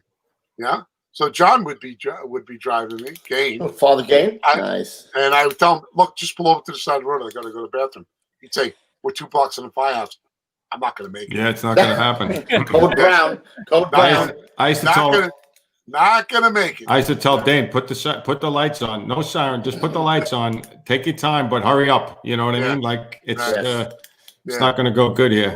They don't put bathrooms in these things. No.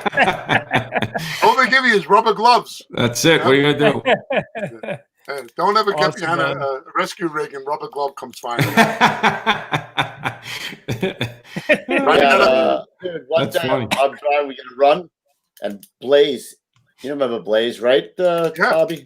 He's breaking my balls about something. I don't know what he's on me, right? So we're on our way back. It was 9-2. We come back, And all of a sudden he starts knocking on the window. I got to take a shit. Hurry up, get back to the firehouse. And I'm like, oh yeah? Okay, no problem, bro. Make sure I stopped at every goddamn light. About 3 blocks from the firehouse, I see the door fly open, and he goes running down the street, bro. He ran to the firehouse. Oh, LIE service road. I just want to say that this is the most shit stories we've had in a long time. And after a guy in 301, the same thing. They slowed down. Jack Huddle was driving, slowed down. We get into the firehouse. It's just a puddle. Oh my gosh! It's a horrible feeling. It is a horrible. That's the worst feeling. That's one of the worst feelings. Yep. Yeah. Hey, I got one more question to ask you, LT. Boom. Talk to me about this picture. My goodness. Oh, yeah, we did touch on this one before. Yeah. That's the members of 85 Engine. Matt Toohey. I'm not sure who the next guy is. Hank Bay. Jimmy Waring. Ray Murphy, who died in 9/11. There's an iconic photo of him heading back into the tower. And Captain McDonald. They must have they used the tank as a setting. If you look down on the bottom right-hand corner, there's the album covers from a punk rock group. I got you. Yeah. So it was like a war zone there. So they just stuck a tank there because it looked like a war zone. It really was. And Matt Toohey, all the way to the left, he passed away last week. Rest in peace, Matt. He was my Sheeny man over there. Great guy. Yeah. Go ahead. Cool, man. Awesome shot. That's a pretty good picture, man. There's one other thing I got to talk about, and that is after 9/11. All right, bad time, right? We all know, right? I think Thursday and Friday night afterwards, right? We get back to the fire. Billy Walsh was covering. He was covering. I think it was Ray Bressingham's spot, or somebody's spot. Ray Bressingham was gone. Yeah. Right? So we get back to the firehouse. We're all bummed out. We're out in the backyard. You know, we're off duty. We're having a couple of pops, right? You know, just bummed out. And we had a dog there by the name of Wimpy. Wimpy was 20 years old. She had tumors on her. She had strokes. She couldn't walk in a straight line. She'd always like this, right? Billy Walsh goes upstairs to the bunk room. Gets a whatchamacallit? Pillowcase. White one. Right, shit on there, right? Breaks it open in the beginning. Comes down and puts it on top of Wimpy. And on the side of it says Squad 252 Rescue and Recovery Dog Retired. and then he puts a slash through the retired. Poor dog. It's like looking at him. It can only go like this. And we are howling, just like laughing, like it was such a release. Right. You laugh again, you know? Yeah. And I'll never forget. I mean, I love Billy Walsh. I'm gonna have him on the show. He lives pretty close to me. I've talked to him a few times. I'm gonna have him on the show. Good fireman. Yeah. And you know what? He did the right thing by us. He stuck around and helped us out. You know, he was getting all our laundry done at the hospital and stuff like that. So you got a picture of Billy up there. Put Billy up there. Give everybody a shot of Billy. Yeah. Billy. Which one was that? Can you remind me? The one with Norton. The one with the rack with the fake body, the dummy in it. No. The other one, we're both wearing our uniforms, and Tommy Parker's in the photo. He's got his rack on. It's the one with Vin Diesel. Stock. That's a stock Skoda. Not the one with Vin Diesel. Hold on. Negative. No. Yeah, I'm going to try and get him on, Bob. He's. I've actually messaged him a few times. Yeah. Well, yeah. There you go. There he is. There you go. Tommy Park, Billy Walsh, myself. Yeah, got my new teeth in. Everything is good, man. Yeah. Oh, you got your summer teeth in? Got my summer teeth in. Would you have a tough paper out there, Cheese? What happened? Rugby. Rugby. Look at That'll this. do it. What else That'll am I gonna do it. learn about this guy, man? Rugby is a man's man. The Cheeseman. Look. I'm not a good athlete. I can't catch. I can't throw, but I know how to hurt people. That's what I'm good at. That's why I played lacrosse. I didn't play lacrosse because I was such a great ball handler. I played lacrosse because they gave me a stick and they allowed me to hit other people. There you go. So basically, you were a goon. Yeah, I'm There you proud of go. it. We played against the cops at the fire police games in Oh 2011, right? And always a good rivalry. So I'm guarding this attackman. He's got the ball. He's got the ball in one hand, and there's a spot right in your arm over here, and there's a nerve here. Catch it, right? And It's incredible.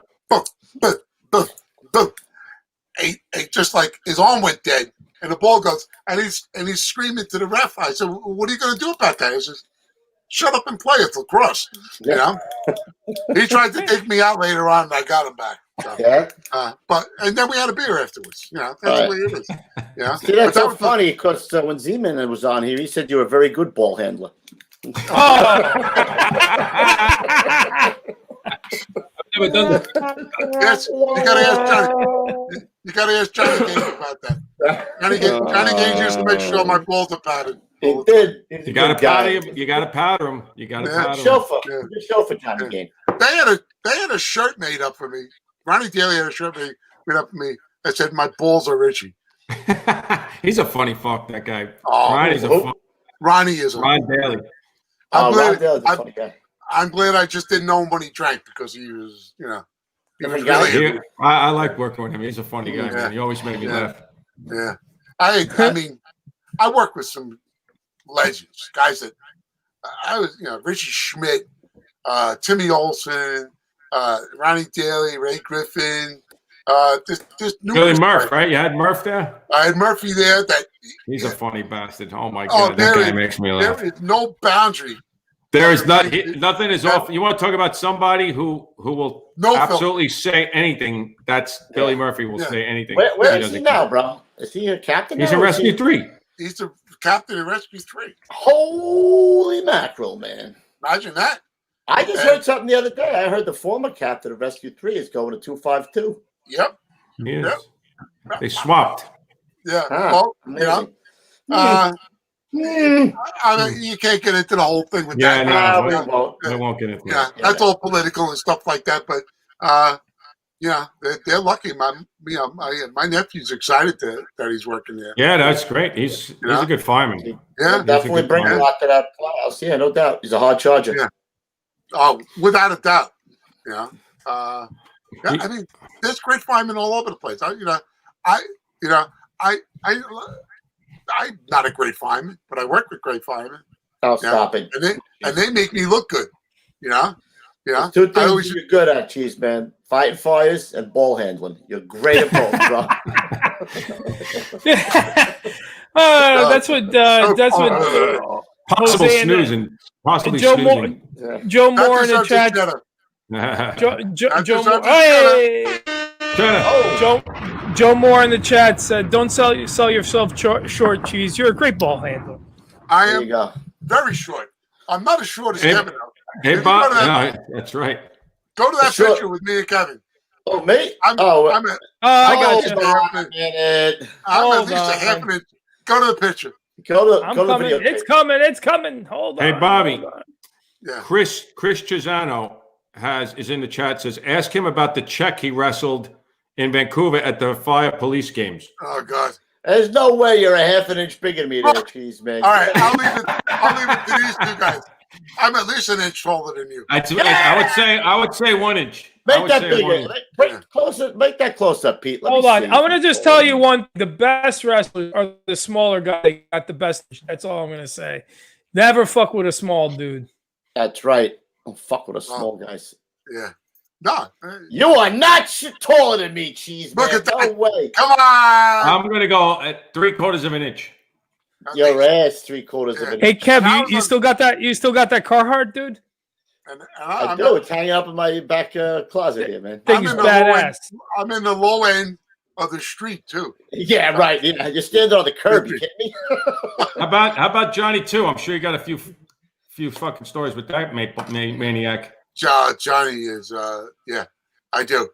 He was a funny bastard too, man. Yeah, well, we had a fire in I forget where in Queens, but it was the last fire that Paul Sainsbury went to because he got a piece of glass in his eye. I was at that job too, and it was a good fire. But John had a camera on his helmet, and then he never let any of us see the Such a footage. buff. He's a buff. He had a camera on there, but yeah, it was crazy. Yeah, John's a great guy. You know what? You look at John. John is like a lot like Billy Quick was. He's a big guy.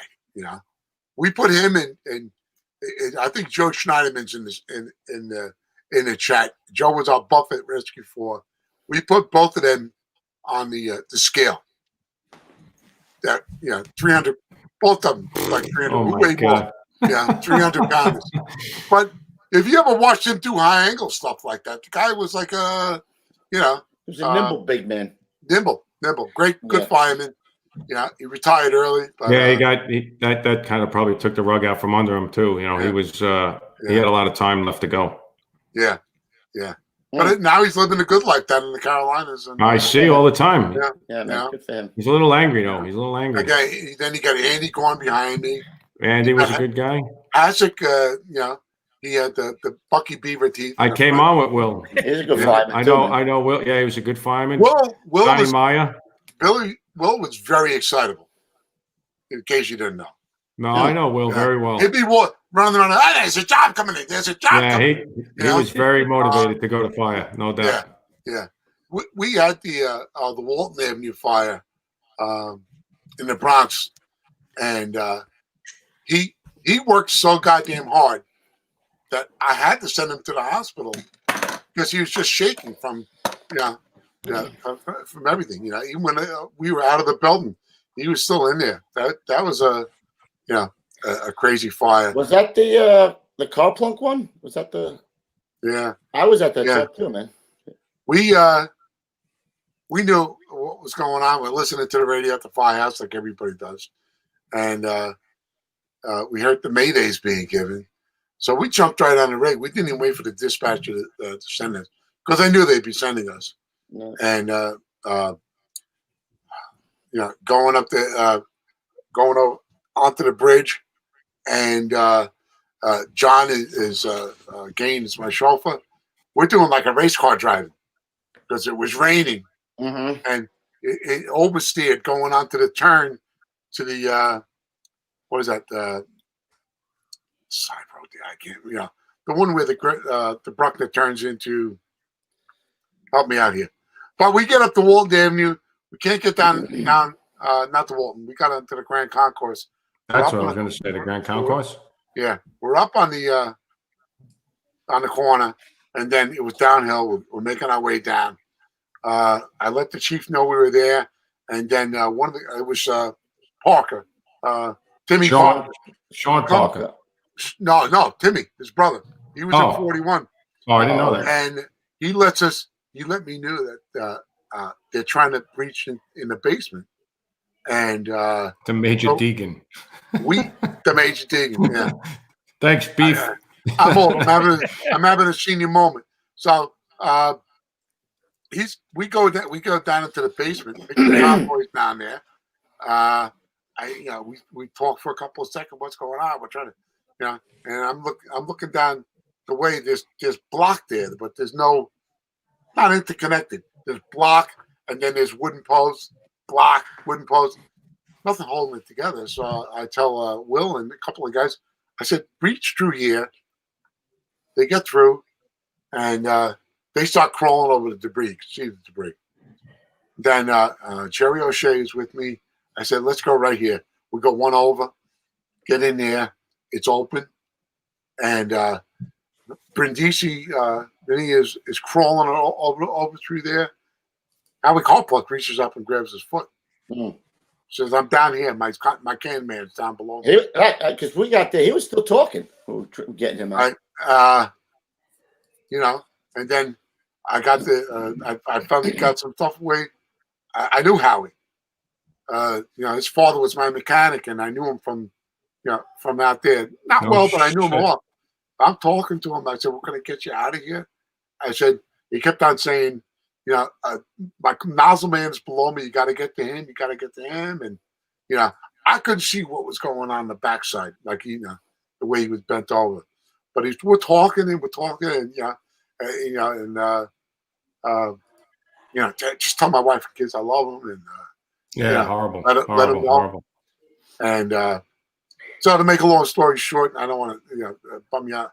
That was the second time I thought I was going to bite the bullet because the whole back It's hanging over you, right? The refrigeration unit was right over our head. And I kept on looking up at it. So we got Howie out. We got him got him to the street. He was still alive, and and then afterwards, we took Will went to the hospital.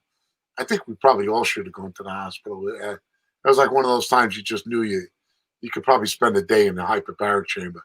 I didn't feel right for like 2 weeks after that. It was it was bad. Yeah, because you're taking so much smoke there, right? The only blessing out of it is that someone introduced me to his sister at the funeral, and I was able to give that information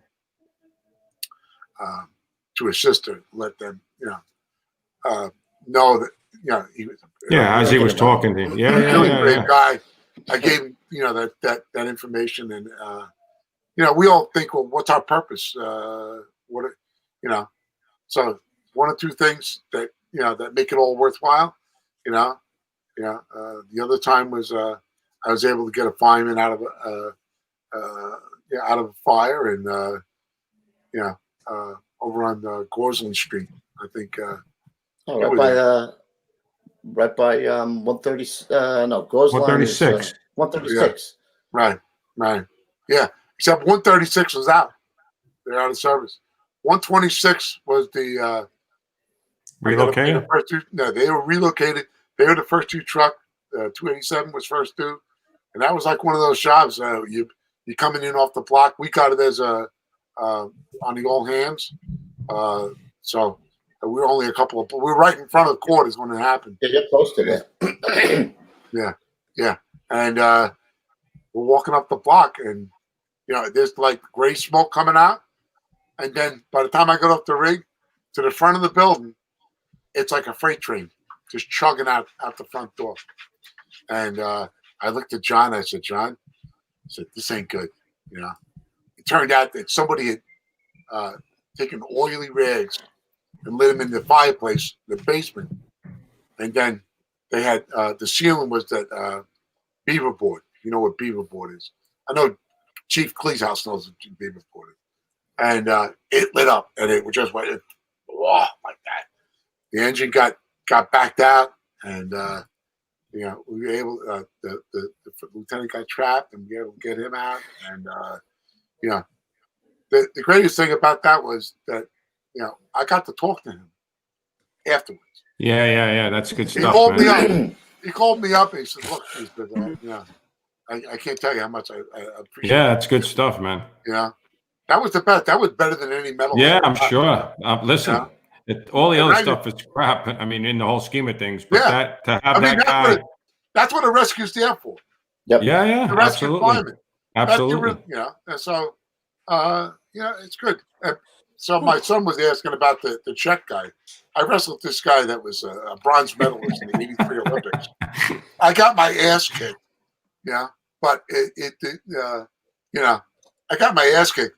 But the guy, he hadn't bathed in like about a month. Are you stinking on you? Oh, yeah. That's a tactic. I was just gonna say that, Pete. That's a tactic, bro. Yeah. By the way, Bob, have you ever checked anybody's oil? On occasion. You guys know what that is, right? I want to know, Pete. Go back to that picture with the red thong he has on there. Singlet. What's the package look like when you got that thing on? What's happening with that? It's not that impressive. You got to stop down there. No, there's a reason why the picture's cropped. All right, I got you. Yeah, right. It was a full length, but you cropped it when you sent it to me. I got it. I don't look good in a singlet. I mean, not at my age. Maybe when I was 17 years old, I was good. I like it. Yeah. Hey 17 man, years old, you were knocking motherfuckers out off the canvas, bro. Yeah. I think that's fucking awesome, dude. Yeah. That's And pretty funny. much respect to you, especially rolling now. I mean, I don't even roll now because of the shit that's going on. Oh, So I respect You the hell gotta- out of you. We take the proper precautions, allegedly. Get out. I don't want to talk about that shit anymore. I think it's for this. There's a lot I of know, demons. man. I'm There's a telling lot you, of demons. I need it. I miss it, Got a and I man. need it. And I might take you up on that No, offer. we're gonna- I'm gonna hound you. We're gonna train soon. All right, brother. He's gonna- I'm in. he says he wants to check your oil. So I can't wait. I'm going to show up to that. I'm driving down to the city just to watch you wrap Pete up. But I don't want to. I don't want so to. when you- Hey, by the way, just so you know, Kev, when you check someone's oil, and I've never done it, but that's when they're in a rough position and you want to get them to move, and they don't want to move. You stun them your opponent, with a little. your opponent is on all fours. All right, you're trying to turn him, or you're trying to push him down. It wouldn't be uncommon to reach around and stick your thumb in the taint just to get him to move forward. you don't have to explain it to me. I'm not that dumb. I know what that meant. Well, I don't know. From now to I was wondering why Pete gives the finger like this. Guys, hit the shit, like, and share. Yeah. And he's got Hold this on. face. Oh. You don't It looks like it looks a little something like this. Oh my god! That's it. That is literally. And that's a girl though.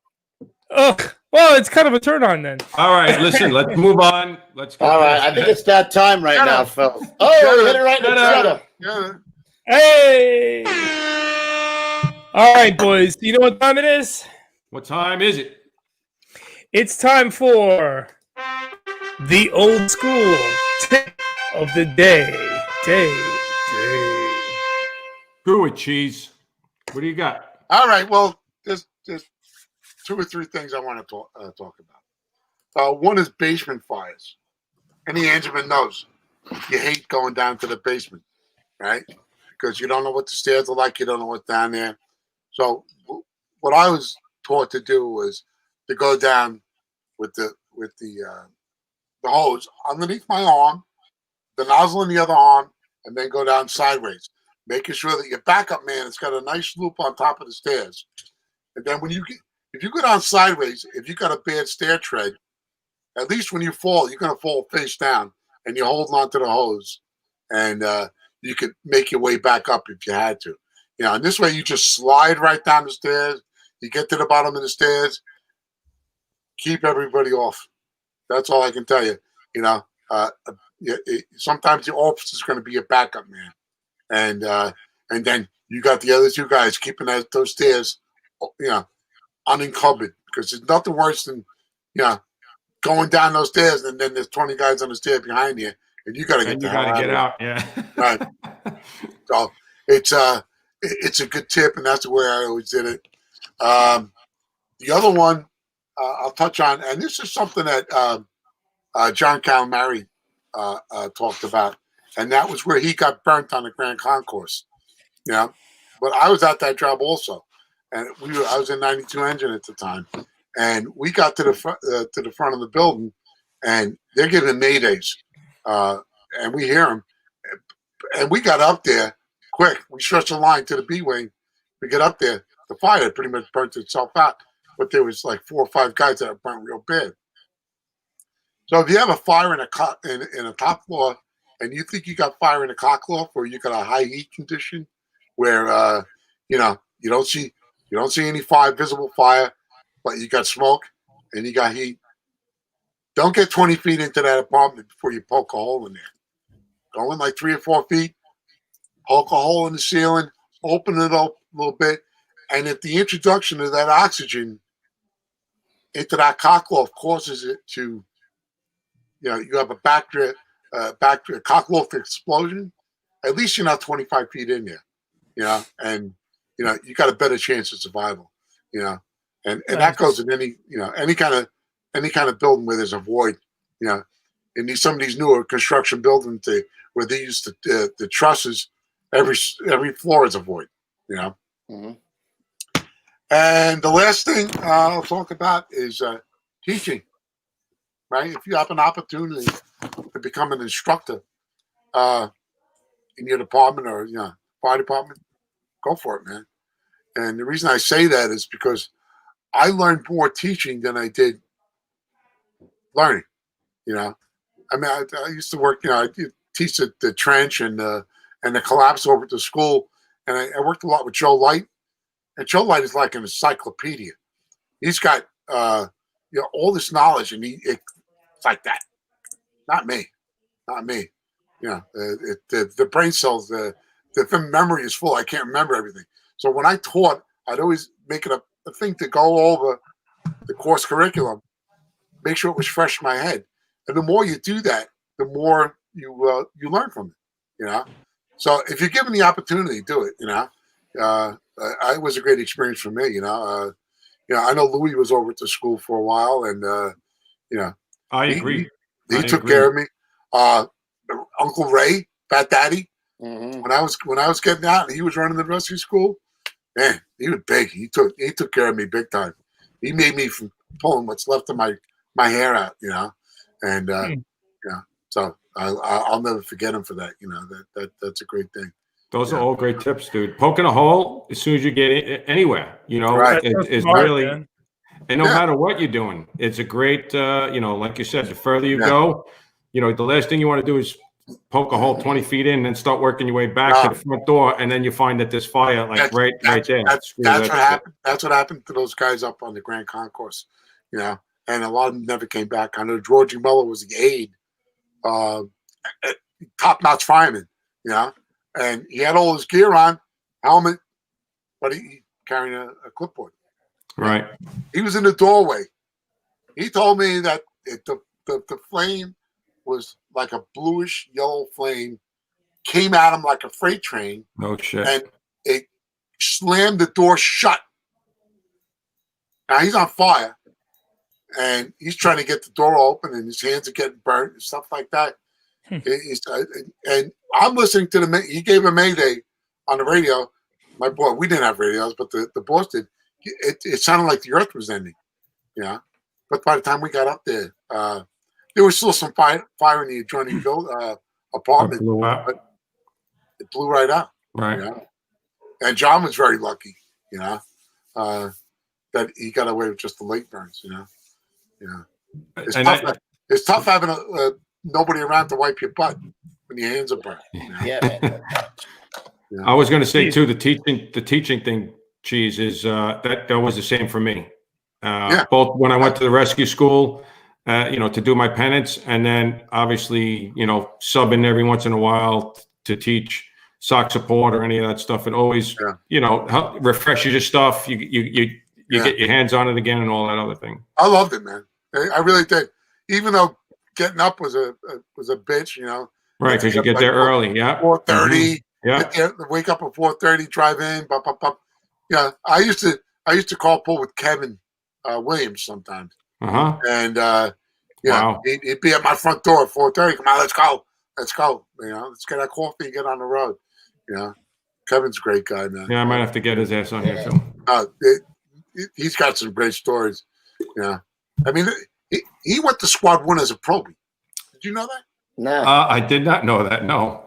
He went to Squad 1 as a probie because he was in the same battalion as where Squad 1 was. I think he got out on the job in 77, 78. Now, he was a probie.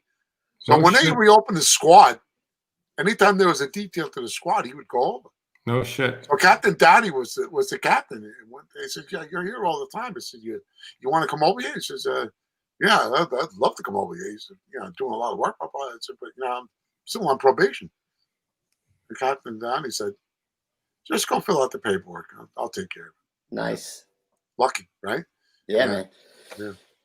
Yeah, we got to get him on. He's a big auto racing guy too, I think, right? Cars. Oh, I don't He know. used to be. I don't think so much anymore.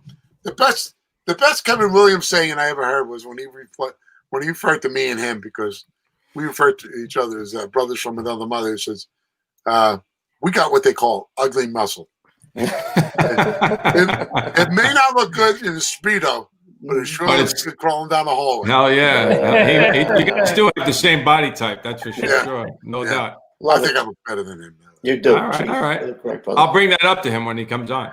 This house that I'm living in, I bought this house that I'm living in from him.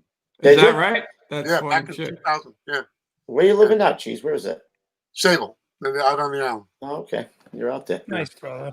Oh, Cheese. Great show, man. I've thoroughly enjoyed having you on, brother. Yeah, man. I loved it, man. It's great. Thank you for having me. Oh, man. Great You guys job. did a real deal. I hope we entertained everybody. Yeah, they got some good stuff out of it. I got some good stuff out of it. Yeah. So I that's left what it's my all ass about. off. Yeah. My face was killing me. Yeah, my face hurts. My Cannot feel face, I can't feel my face. You got any shout-outs, Ruffy? No, I'm leaving tomorrow. I'm driving tomorrow to Jet Iowa. plane won't be back again. I will. I'll be ready to go. I'll be back. Well, depending if I get anything, but probably around Wednesday-ish. So Monday I'll probably be out there on the computer. So I got everything set up. So Nice. I'll be ready to go. I want to give a shout-out to Johnny Peglegs Walters. His dad is terminally ill, really bad with cancer. His dad had 40-plus years in the volleys in Port Washington. So, Oh man. guys, say your prayers and keep Johnny Walters' father in your prayers. W. And I think we can go with we have enough time now. We can go with the Fireside Radio chat now, Pete. You got him. We're good. Yeah, I'm gonna have to work on that between now and then, but we'll do it. Yeah. Monday. When Monday. we want to do it Monday? You sure? With Ruffy out? Salty Fireside No, I'm Radio. good for Monday. He's good. Okay. All right. Right. No What problem. else you got, Pete? Give us some plugs, bro. Take it out of there. Well, as you all know, if you're listening to this audio podcast, if you're listening to it on audio, rather, you're listening to it on Spotify, iTunes, or wherever fine audio podcasts are found. But if you're listening to it, you're missing half the fun. You got to head on over to where we're watching it now on youtube.com/Gettin Salty Experience, where you guys get to see Mr. Cheese's face over here and the us and all the fun photos that we're sharing. So head on over, take your filthy booger hook off the bang switch, and subscribe. Do the oil. Yeah. Do the oil. Do the oil check. Yeah, Is it up or down? Like that? Like, subscribe, share, and hit that notification bell. Also, head on over to Instagram where you'll find us at Salty Dog Inc., where Mr. Refrano is curating the finest of the saltiest fire photos out there, and also last-minute info on the show. Everyone in the Getting Salty fans page, you guys are always asking, is there a show tonight? Is there, what are we talking about? What is it tonight? Well, it's all on Instagram, in the stories. Check us out. All right. Get Walk 2020. It's a wonderful thing. It's called Instagram. Then last but not least, head on over to gettingsaltyapparel.com, where guess what? You'll find t-shirts like mine, t-shirts like Kevin's, hats like Ruffy's, and so on and so forth. We're going to go get you set up with some of this good stuff, Cheese. Don't you worry. It's all coming. Thank you for being on tonight, brother. And last but not least, if you have any questions for our Q&A, head on Getting Salty Experience at gmail.com. And one last thing, guys, too. If you're on Facebook, go over to the Getting Salty fans page. We don't run it. We don't have anything to do with it except for this is an awesome fan page where you do get to find out some fun stuff and see some fun memes being shared around. It's a part of the experience. So head on over to Getting Salty fans. Sons of bitches. Facebook. The best, especially lately with Louis and the key in the cars shit. Oh my god, that was pretty funny with the key. That was. Yeah. Anyway, guys, I thank you all for. I just want to say, on a personal note, thank you all for watching. It's a highlight of my week doing 2 of these. So thank you all, guys. Appreciate it. Cheese, man. Thank you, brother. Had a great time. Glad to finally get you on, Cheeseburger. Yeah. I'm Keep sure that we'll shit- see you I in the chat. like Kevin, Cheeseopotamus. Cheeseopotamus. Cheeseopotamus. Cheeseopotamus. keep them in line in the chat. All right, Yeah, next week. we'll see you in the chat, kid. All right, Yes, fellas, brother. stay Thank you so low. much. And Don't sign off yet, Bob. right. We're going to keep you on. All right, cool. go. Stay low and go. All right, we'll see you at the big one, everybody.